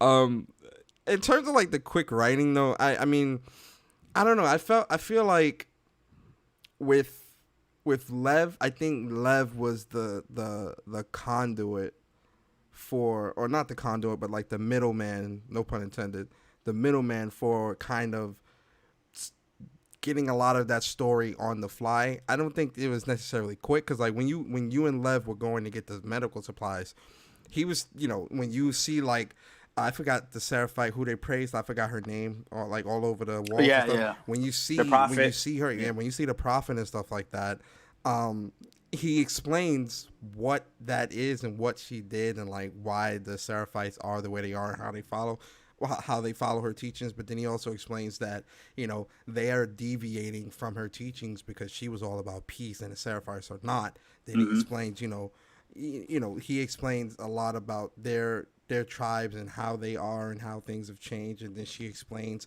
excuse me, she explains like the WLF and how they are and why we've been fighting. Like I think you get a lot of that story as they're traveling together, and I think that's why they kind of created it like that.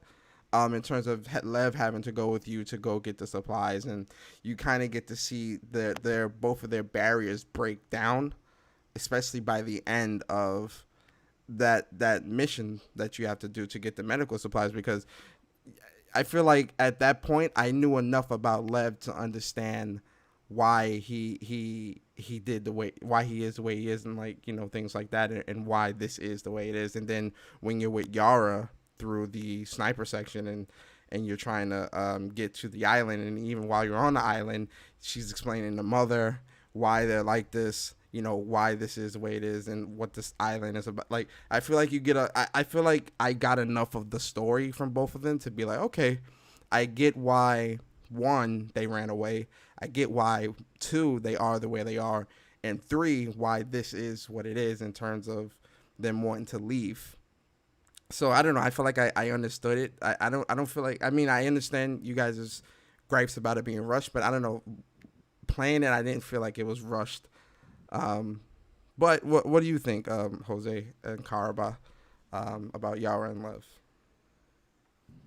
I had spoken with you specifically about how I felt Lev was at the time I said the most important character because she was the reason why Abby lived and Ellie lived.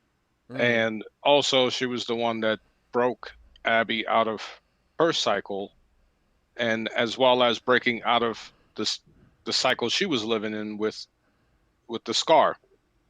And her story was like another story of tragedy where he had to kill his own mother because his mother was so so radical about their beliefs that she couldn't accept it. Mm-hmm. And then unfortunately her sister died. I mean his sister died. So everybody here were linked through tragic events. Mm-hmm. They all lost people that that were very integral in their lives, and that brought them together. But also the fact that it was because of Lev that Abby didn't kill Dina. And so she was the good conscience for Abby, and as someone stated, she was the one that opened her up, and in turn, Lev was the one who opened up as well a little bit, started cursing, and rebelling. Yeah, so even though they didn't have a lot of screen time and a lot to their story arc, it was pretty straight to the point as far as the impact of those two characters and the purpose they served. And it was really well done because at the very end, when Ellie used Lev to fight Abby, because Abby didn't want to fight her, and she was like, "I'll stab him," and then Abby was like, "I got no choice." So you saw basically the whole premise of this game. Well, the first two games was someone being very selfish, which was what Joel did. He didn't want Ellie to die, and you had Abby protecting Lev and not wanting Lev to die. So she was willing to give herself up in order to save Lev. So there were a lot of like really deep lessons here and underlying messages for like basically the the human behavior and it was really well done. Yeah. Karaba. Yeah, Yara is Yara legit went out like a G. Like she got she got her arm amputated. She survived hellish pain Mm. and went with Abby, and then she saved Abby. Let's not forget that part. Uh, after the whole sequence with the sniper, she prevented Abby from dying because the sniper was getting the better of Abby. And then that ending, which I'm assuming she killed Isaac, or he could have survived the bullet. That I'm not totally sure about I that. think that's a doorway. If they ever were to do like a part 3 or something like that, I think that Uh, left that door kind of cracked a little bit. Because is he dead? Like we don't know. And we forget she was a soldier as well. So the same way we were talking about Abby being trained, so was Nora, or what? Not what? Yara, Naya? Yara, yeah, Yara, Yara, Yara. Yara, Yeah, mixing up names. Yara, and Lev Nora, are the Nora. Yeah, Sarafites. so she was a soldier, and that's what Lev wanted to become. Yeah. So there's a reason why she went out like a G. Oh yeah. To the end. yeah. As for Lev, I really enjoyed her character or his character, whatever you wanna say that, and I really enjoy how subtle they dropped it. They just called him Lily, and from the second I heard that, I was like, yeah, okay, he is a girl. But I also suspected it looking at her shape, and from there, Whoa. yeah, what? How he sounded, it was definitely a girl. And Yeah, also, no, yeah. she got boobs. If you, What? Yeah. All right. Let's. I say, Nah. I know it's not what you think. It's just that I thought that it was a female, nothing less than that. I really enjoyed her oblivious to the world surrounding her. It almost reminded me with Aloy, how Aloy was learning about everything in the world, and we the character we're learning with her. Mhm. It almost felt that way. And also during the segment with the whole skyscraper, um, while you're fighting the Seraphite, you can actually learn more about them, how they're talking about them receiving another. So the high end people, the one who say they would have kids, and if these kids dies, they would give them another children, that they would be raising them as their own kids. Mhm. So the Yeah. the Seraphite as a group, it's fleshed out, but just more in the lore way instead of an actual written way. Yeah, I there was a think, lot of notes and stuff yeah, around and all that stuff. yeah. Yeah. I'm really curious about what you think would think if the game would have been a little bit longer. Would No, that I have don't helped? think. I think the length. I think the length and stuff like that is not an issue. Yeah. I don't think it I needs thought to the be lengths any were longer. perfect.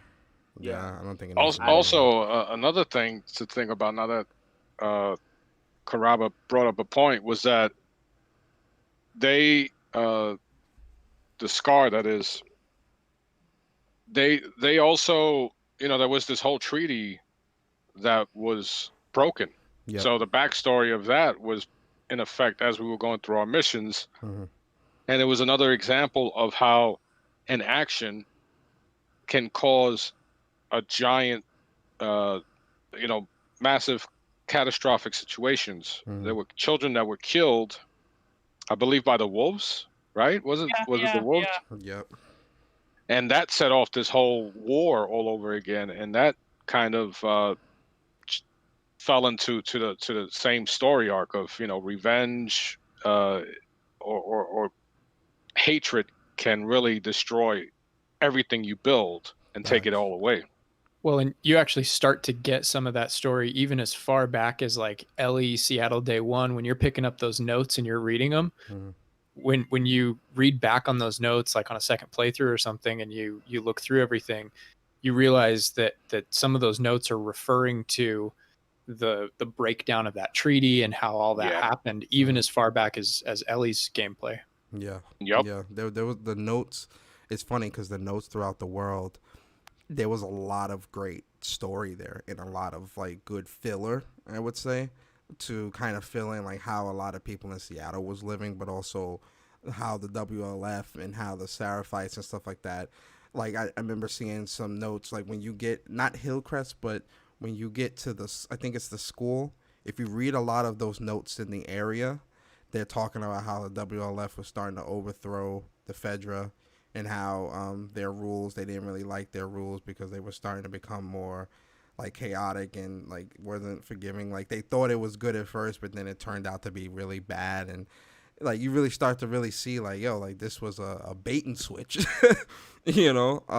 So there definitely was a lot of good, a lot of good stories and a lot of good information that you get from the notes, which I think was really great of Naughty Dog when they put that stuff in there. But to kind of fast forward, let's get to this. Huh? Can I add one thing? Sure. Oh, my bad.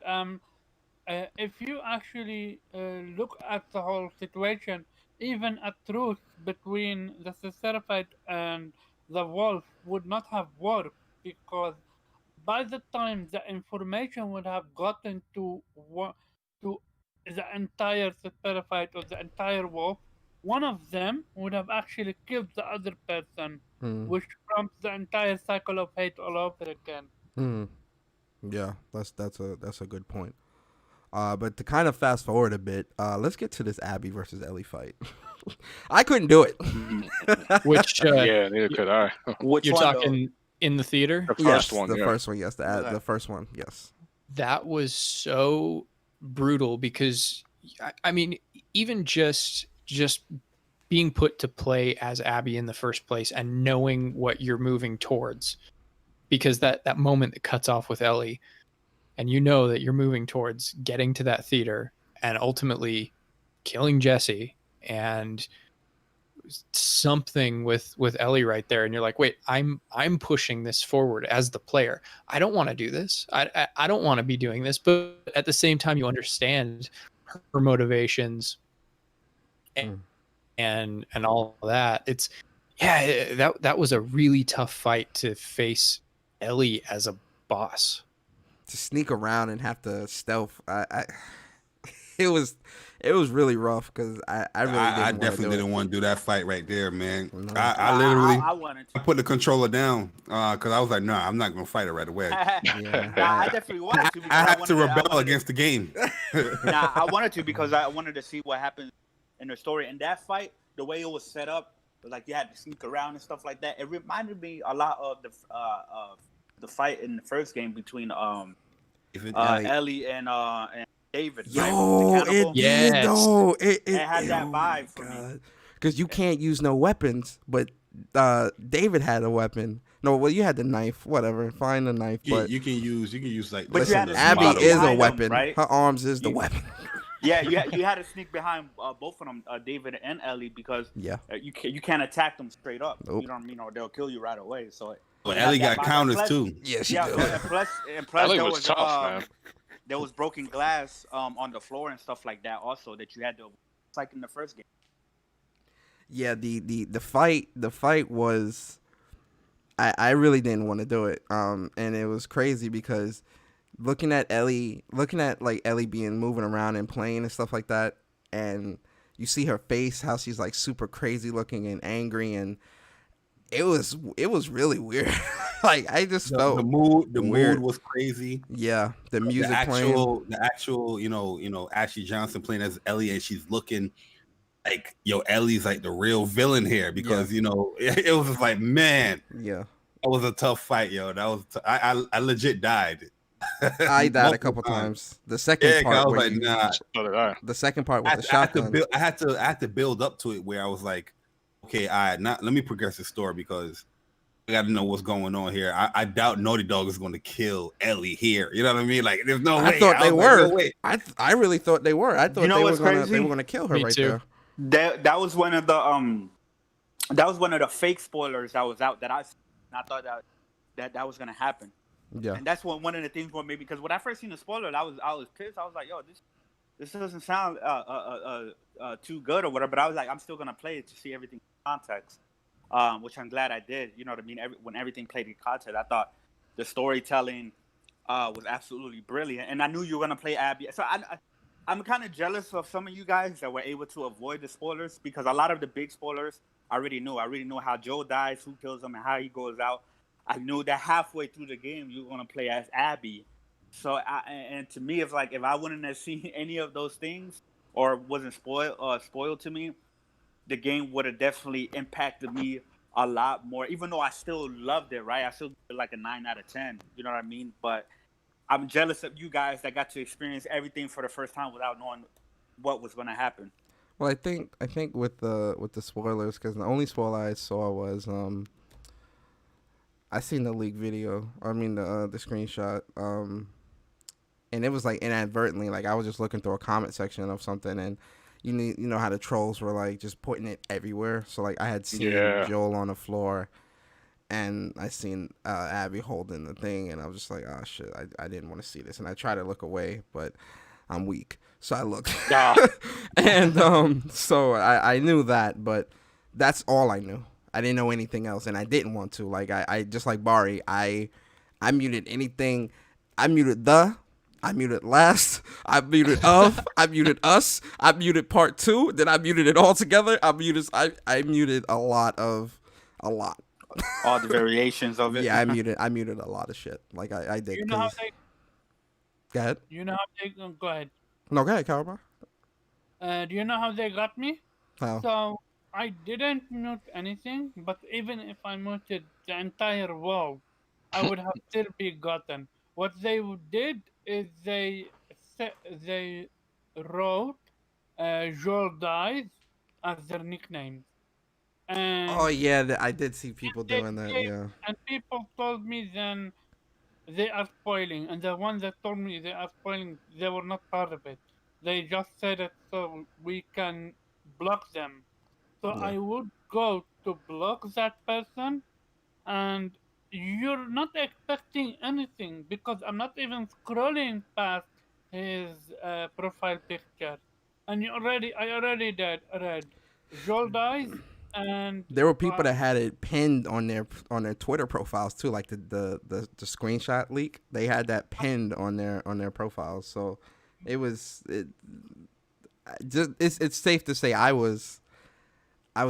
tried to be careful. I still got spoiled, but even then, the death still affected me the same way. Like, you know, I seeing it actually on my TV playing through the game and seeing how early it happens, it still hurt just as much, and it still was messed up. And so, but with this Ellie fight, I thought she was gonna die right there on the spot, like straight up. And I realistically thought she was gonna kill. I thought that Abby was gonna kill Ellie. Dina. I thought she was gonna kill Ellie and Dina, but then I thought Lev was gonna kill Abby. Oh, okay. Like, so everyone dies. Just and leaves, cycle of violence. Yeah, like everyone dies but Lev. But then if that would have happened, then Levs I would get understand caught. the outrage. Yeah, If that would have happened, I would have understood that. You know what's funny? If that would have happened, I mean, I love this. I love how this played out, of course. But if that would have happened, I would have got it. Like I would have been just as satisfied, just because, you know, it is what it is. Like I wouldn't be happy with that, because even though we're just coming from playing as Abby, I still wanted Ellie to get her vengeance, right? That was my mindset. I was like, yeah, Abby's not as a bad person, but still, you know, she's not a bad person, but she still got to do her mission of killing Joel. Ellie, you know, is failing at that mission, right? But until when I saw the end, where Ellie is living with her family, she's on this farm, she's actually having some happiness. You know what I mean? But when you start reading the journals, you see that she wasn't really happy. She was in torment. And when she denied Tommy, That's when I was like, nah, Naughty Dog, you're not going to end this game like this. Nah, I thought it was gonna end right you there. gotta keep it going. That's when I was happy when I was like, oh, we in Santa Barbara. Let's go. We get to play some more. Yeah, me I was too. really Yeah. happy. When we got to the farm, I thought that was it too. Like I thought they were gonna end off like some type of. I thought Tommy coming and saying, "Look, you still got to finish the job." I thought it was gonna end there, and that would be like them saying, part. "Oh, we're gonna do a 3." When it was like, "Oh, I gotta go and finish this," I'm like, "Oh, we doing this in this game?" Oh, yo, I was hype. I ain't gonna lie. I was so mad when she walked out that door, when she has that conversation with Dina, and Dina's like, listen, it's us or your quest for vengeance. Like that is when Dina ended her ride or die. She was like, listen, you have to be here for me, or you are for this mission of vengeance, but you can't have both anymore. And Ellie turns around and is like, I can't do this anymore. That's also when you kind of start to realize how complicated her vengeance is. And again, how she's so still upset that Joel even saved her in the first place. But she's also upset that Abby killed Joel. And she's dealing with both of those conflicting feelings at the same time. And that's what made her leave. It's not just a simple quest for revenge. It's a complicated, she never resolved her feelings and her relationship with Joel completely. Yeah. It was tormenting her too, because reading her journals, seeing her dreams, she had everything that was, and everything that she wanted. These are the things that you was talking about in Seattle. It's that goal of not killing Abby was still affecting her. And she was even questioning Dina as far as like, how can Dina even be happy where she's just smiling when this person killed Jesse? She's questioning Dina too. Just reading that journal when he was in the room, I was like, yo, I can feel her pain, man. But I was like, okay, it's kind of a dumb move, Ellie, but you got to see this through. You know what I mean? But towards the end, I'm actually happy with the outcome that she didn't go out and kill Abby, because I was like, all right, Ellie. Even though it was funny how this game had me feeling, man, because I was so ride or die. I was like, all right, man, let's see this through.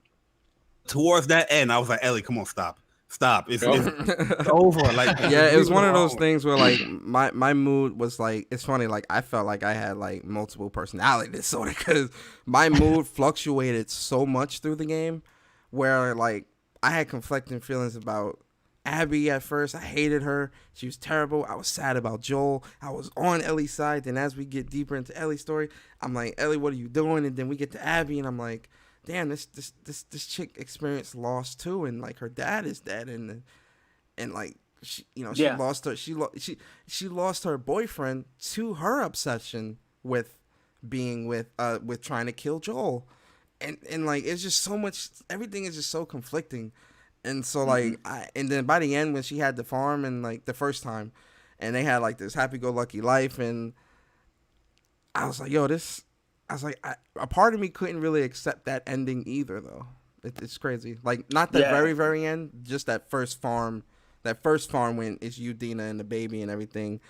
And I'm like, yo, this isn't Ellie. This never was Ellie. This never can be Ellie, because she never had this. Like, her life has been nothing but killing. It's been nothing but running from clickers. There's been nothing but wondering if her life... Lost. Yeah, lost. And it's nothing...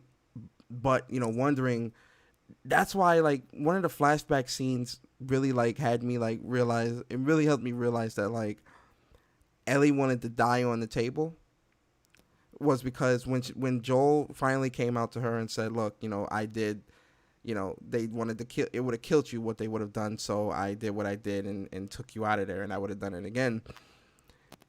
I don't think she was crying because Joel lied to her. I think she was crying because Joel saved her. I really do think Ellie wanted to die. Like, she was willing to give her life for that virus and everything, because in the first game, she even felt sad then, because she's like, oh, we're going to do, she's like, oh, we're going to do what we're going to do, we're going to do this cure or whatever, and then we're going to go on about our lives or whatever. But she says she has to see this through to the end. Because remember when they were looking at the giraffes, she was like, oh, I have to see this through to the end, because I have to know that my life has meaning. And she even tells that to Joe at the very end of part 2. She goes, "You took that away from me. My life could have meant something." Yeah. So I don't think I think she cried and her life, the meaning of her life, that portion of it ended when Joel took her out the hospital. So now she's walking around unsure of herself. She doesn't know who she is. She doesn't know where her motivation comes from. So Abby killing Joel rekindles that motivation, but part of it is, Joel dying, but I also think part of it is it's that meaning. Like, it has a meaning. Like, this means something to me. Like, I want to see this through to the end because this gives me meaning and purpose. And this leads me to my final question for you guys, because I know it's getting late. Well, I just wanted to add one more thing with that. As far as like the whole Abby and Ellie parallel, I like the fact that it's just amazing and bold how Naughty Dog told this story, right? Which I don't understand all the hate for it, because I thought it was brilliant myself. Because they're both pretty much two sides of the same coin, but I like the fact that, okay, so Abby, right? Her father was a doctor. He was gonna find a cure for the infection, and then come along. She hears about this guy named Joel who killed her father and stuff like that, right? So that whole time, right, within all the 4 or 5 years, between the first game and leading up to her finally catching up with Joel and killing her, she was living in darkness because she just wanted that revenge, right? She had that hatred for what was taken from her, and she wanted that revenge, and she was just living in darkness. And then she got her revenge with Joel, and then meeting up with Yara and Lev, she started to come to the light, right? She started to see a better side of humanity and redemption for her and whatever. But on the opposite end with Ellie, right, she was already there living in Jackson. She had, she pretty much had a family. She had a girlfriend, whatever. Everything was all good. They're living a normal life, right?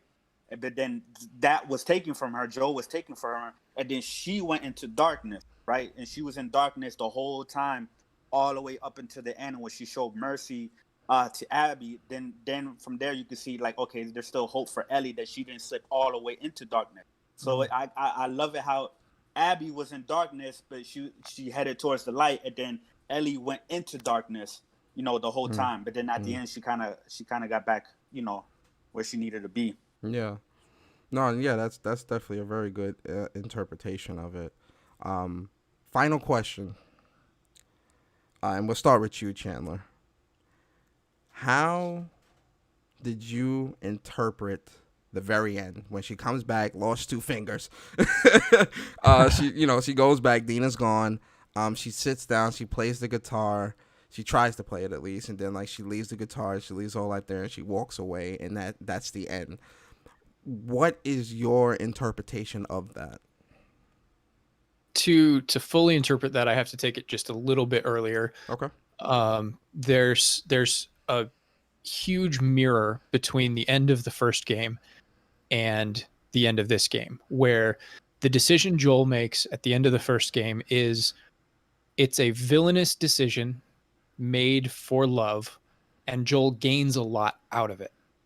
He makes a very bad, evil decision. He kills somebody who's arguably innocent, although, again, the whole concept of hero and villain goes out the window in this world. But he makes a villainous decision for the sake of love, and he gains a lot out of it. He gains a daughter. He gains this life in Jackson. He gains all of this stuff. On the other side, at the end of part 2, you have Ellie, who makes arguably a good decision out of hate and loses everything for it. It's a complete mirror, because she goes in and she takes out this entire, horrible gang who's kidnapping people. She ultimately rescues Lev and Abby, who would have died had she not been there, ironically enough. Mm-hmm. So it's really this complete opposite thing. So at the very end, the most important thing, like her losing those 2 fingers and not being able to play the guitar at that very final moment, that's huge, because it shows that her quest for vengeance and everything that she did, she actually lost everything that Joel had given her by rescuing her. She lost the ability to play guitar, which he had taught her. She lost, the love of Dina. She even lost Tommy because technically, by not killing Abby and getting that revenge, she didn't satisfy Tommy's need for her to get that revenge for him. Mm. And so she's just absolutely lost everything. My interpretation of the ending as she walks off is I don't think she's going back to try to get any of that back. Her setting that guitar down and leaving that guitar was her kind of leaving behind all of that and knowing that she couldn't have any of that back, and that she accepted that as I mean, when she got back to that house and it was empty, that was like tears streaming down my face. Like, no, Yeah. she really did. She left. That was just chills of a moment for me. Hmm. And I think she understands. She did come back to the light for it, but she understands that path of vengeance really lost her everything, and she needs to go out and find herself before she can really accept and get any of that back. That's deep. Damn, even thinking about it got my eyes burning a little bit. Got my eyes burning a little bit. That was very beautiful. That was really good. Beautifully put, Chandler. Wow. Bari, what's your interpretation of the ending, sir? I agree 100%. With Chandler. Yesterday when I was doing my review stream, I was saying something similar to that vein, but I was also saying that, with everything she did lose, I think she leaving that house and leaving the guitar there as well is like her leaving everything behind. Like she's going for like a new, path, to find herself. You know what I mean? She could have easily stayed in there. Could have easily, build her house in there, even though Dina left and everything. She could have had that as her house. Yeah, she couldn't play the guitar anymore, but that's still such a sacred thing for her, or item for her. But she left that. She left the house where her family was. Yeah, it's just a new beginning now. There, hopefully, she's learned all the lessons. There's a part of Last of Us part 3. I'm pretty sure. Well, we're not gonna talk about that. But the ending, yeah, I agree 100% with Chandler, man. That was well put. I don't want to ruin that, with my lisp. I'm sorry. Go ahead. Karaba, what is your interpretation of the ending, sir? That ending was a stab in my soul. Mm. Not because I disliked it, I actually loved it. Um, I loved the fight against Abby, and I really didn't want any one of them to die. I was so glad that she stopped, and at that point, I realized, okay, this was over, but it was also over for her. It was I felt it was so over for her that after she went back, before she even went inside, I knew Dina was gone because We ain't seen there no was sheep or the goats, whatever that was. there was no chance in hell. No, even before the sheep, the whole tractor was still there. So, but I knew the second that Ellie left, Dina was not going to be able to survive on her own, and Dina and Tommy kind of fell off uh, from each other because Tommy wanted for Ellie to go for revenge, and Dina was like, no. So, and yeah, so not only did she lose Dina and the kid, um, she also lost the ability to play the guitar, which that's just a third. I think she accepted the reality of Abby being alive, so that's a plus. But to me, and I'm not sure if I'm the only one here, legit, I felt Ellie was going to then, after her putting the guitar away, and this is legit my gut feeling. I felt she was ready to go to any nearby a clicker nest and let uh, and off herself. That's how dark I felt Mm. it would go. Like because you could see that the disappointment on her soul, not face, soul, when she couldn't even play the guitar because of her two missing fingers. I think that when reality sank in. This is the price you pay for revenge. And if you remember Ali in the very, very first game at the ending, she would be say, she would say, my fear is for you dying and me being left alone to Joe. And this is exactly what happened. Mm. She lost everybody that loved her, and she lost the ability to play the guitar, which would have brought her a little bit closer to Joel. So she have literally nothing. The only thing that she could possibly do is go seek Abby, but that could be as an uh, a game, a premise for the third game. I just want to ask one thing, and this is I'm really not sure if it was so when Abby talked to the Firefly, and they tell her where to meet. Was that the guy that captured her voice, or was that an actual Firefly that that survived? And Nah, that was the Rattlers. It was pretty much a setup, okay, so it because was they the they they Rattlers. they No, harvesting like Okay, slaves. In my This is what I got well, from it.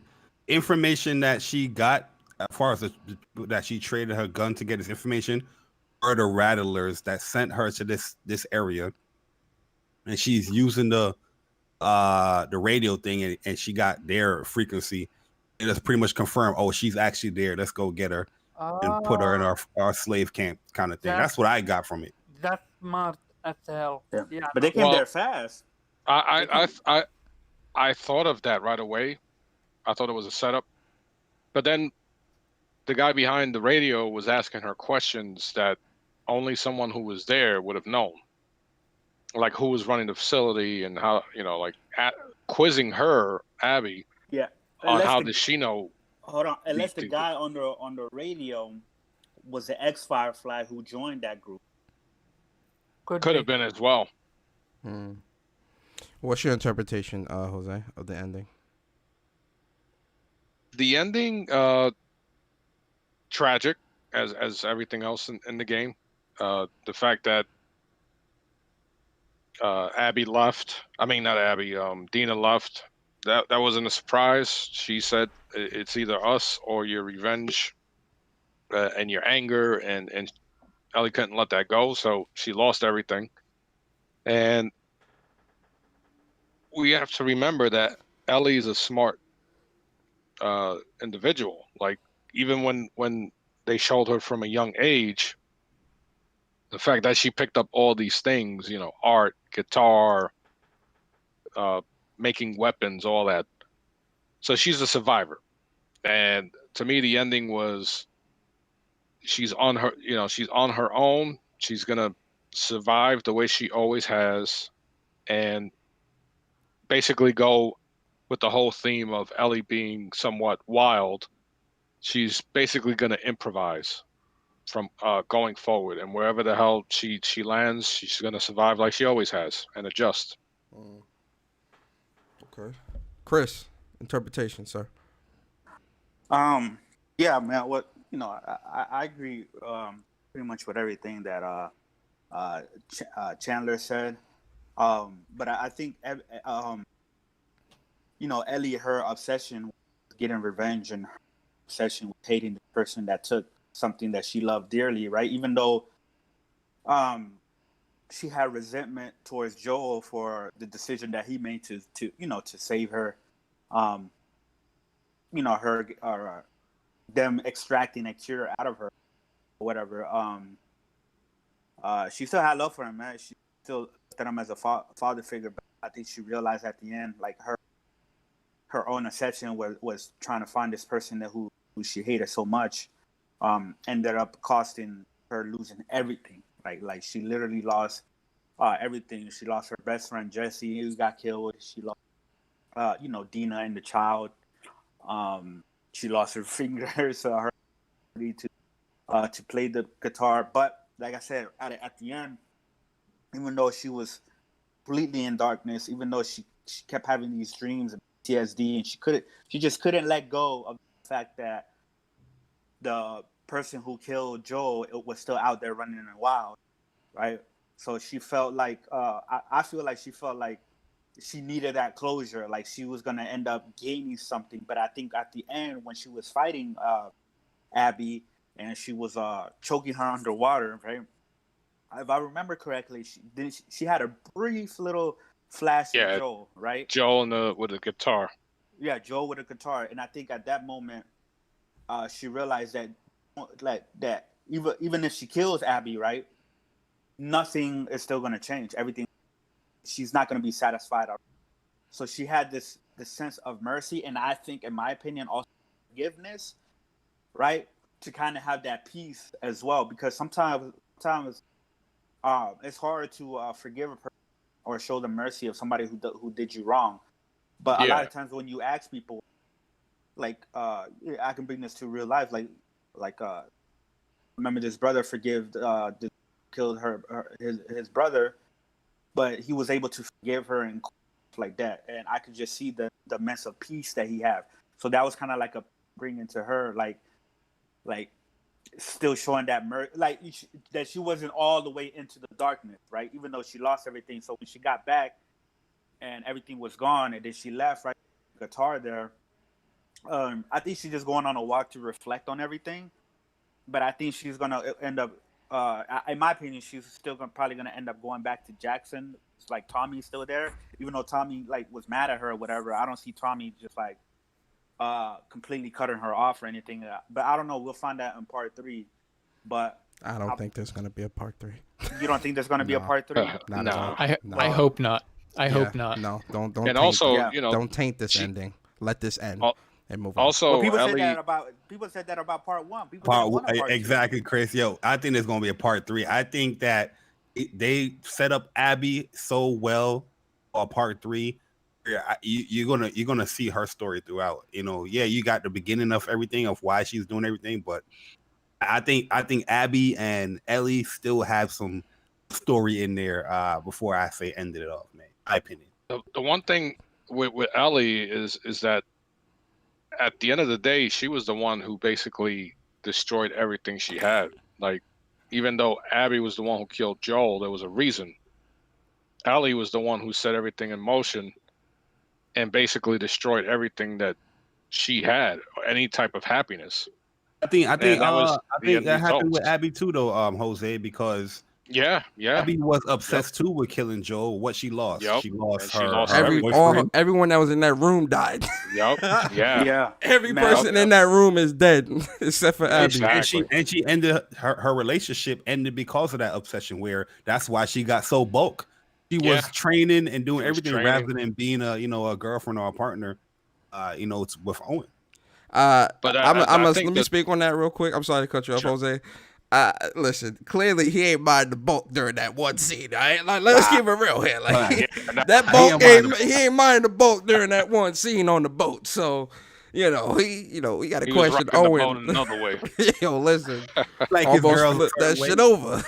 And that's one of the things that we didn't get to talk about. I love the fact how Abby and her group were ex-Firefly members that got recruited to the Wolves. So I thought that was pretty cool. Like, yo, these were actually Fireflies, right? Yeah, They got recruited to the Wolves, and the Fireflies pretty much was like no more. Like they all dispersed or they all got killed or whatever. So I thought that was very interesting that we were actually playing as ex-Firefly members. Yeah. But go ahead, finish your thought, Jose. Sorry to cut you off, bro. Oh no, it's all right. I really wasn't gonna say nothing important. It's just like the only thing was Abby at one point when she killed Joel, she felt like her mission was done, and so you see her trying to live a normal life. So you saw more peace with her at that point before Ellie started killing everyone. Whereas Ellie couldn't let nothing go, and you saw how it led to nothing but destruction. So the actions, once again, Joel set off the overall picture was that Joel set everything off, but you saw the results of Lev rebelling, Abby killing Joel, Ellie going out for revenge.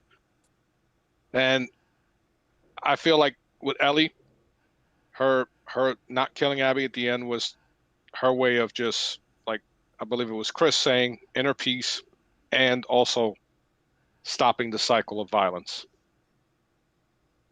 Hmm. Okay, Yeah, that's deep. and that's Uh, crazy because even like the parallels, like Abby's obsession was killing Joel. She got what she wanted, but in the end, she ended up losing everything else. Friends, her love interest. You know what I mean? Because of her consequences. So and then it's the same thing with Ellie. Her obsession for revenge or whatever for Abby, who killed her father, right? Is the same exact thing. She ended up losing things. So Naughty Dog did an amazing job, man. I don't care yeah, what anybody says. facts. All right, so we're gonna give scores and then we'll get the hell about it. Start with you, Chandler. Final score for the game. I mean, I already put it on the site, but yeah, 10 out of 10. Perfect. Chris, final score for the game. 9 out of 10. Okay. Bari, final score for the game. I gave it a 9.5 out of 10. Jose, final score for the game. I've given it an A plus, so I'll stick with it. Okay. Caraba, final score for the game. 10. And for me, it's a million out of 10. So Okay. it's a million out of 10. This game is top 3 game of the generation. Obviously, Final Fantasy 7 is number 1. Last of Us is number 2, Facts. and number 3 most likely will be either Ghost of Tsushima or Spider-Man Miles Morales because that does come out this year. Anyway, so yeah, with that being said, we're gonna get into the outros. This was such a great panel, such a great spoiler cast. A lot of great opinions. I got a lot of great thoughts. There was some things we couldn't touch on, guys, in the stream, and that's because it's a lot of us, you know, and we could have been here until 8 o'clock at night talking about the entire game. That's how big it is. But you know, I think the things we touched on was important enough to get across and kind of give you a gist of how great the game is. If you haven't played it already, I definitely recommend it, especially if you played the first game. And with that being said, we're going to get into the outros. Starting with you, Chandler. Please give us your outro, sir. Yeah, you can find me on Twitter at Finch Strife, and over on PlayStation Lifestyle at PlayStationLifestyle.net. Awesome. Definitely appreciate you coming through, Chandler, taking your time out on a Saturday. I really appreciate it, especially last minute, so I appreciate you being here. Oh, yeah, happy to. Chris, give us your outro, sir. Yeah, it was fun, man. Great discussion. The Last of Us 2 story were people who actually paid attention and actually enjoyed the story. Because there's so many, like every time I say something good about it on video or whatever, somebody's telling me that I actually liking it. But yeah, you can catch me on Twitter at Chris Righteous. You can catch me every Wednesday at 8:30 on Kids Moves podcast, Planet Xbox, on the PlayStation guy over there. Usually smacking them around, reality checks. And you can also catch me Thursdays too on Saltia's Gaming Podcast. That one's a little bit more diverse with everything. But yeah, great. Love the game. And next up is Ghost of Tsushima. I can't wait for that. Ghost of Sushi. Jose, please give us your outro, sir. Right.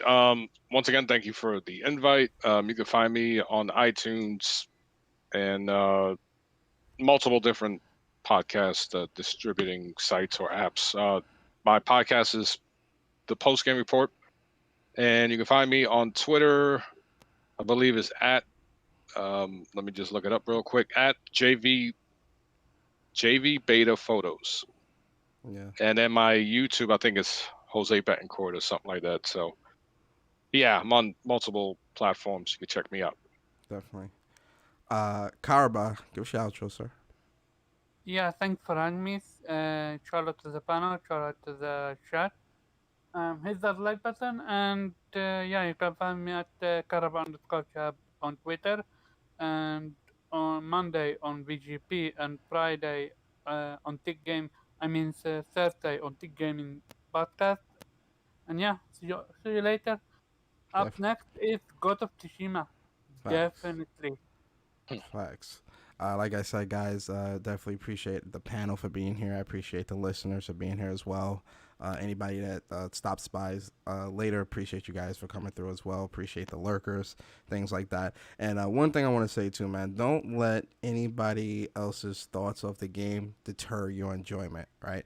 If you enjoy Last of Us, you're perfectly within your right to do so, regardless of what people may say, what people may think, the leaks, the spoilers, the ideologies that people try to push about the LGBT thinking and stuff like that. Don't let that deter you from your enjoyment. Play the game for yourself. That's something that I always say. I always say that experiences outweigh opinions. So regardless of what someone may say, your experience will always outweigh their opinion because it's your experience and no one can take that from you. So definitely check out the game if you want. If you don't, that's fine. But yeah, that's pretty much it, guys. It's been your boy Persona. I appreciate you guys coming through. I hope you guys have a great weekend. Please be safe. Wash your hands. Wear your mask. And I will see you guys on Tuesday where I'll be interviewing Red Infamy from Geek Game Tight. That's going to be fun. Okay. That's my homie. Really exciting. Yeah, I've known Red for like 5 years, so that's really exciting.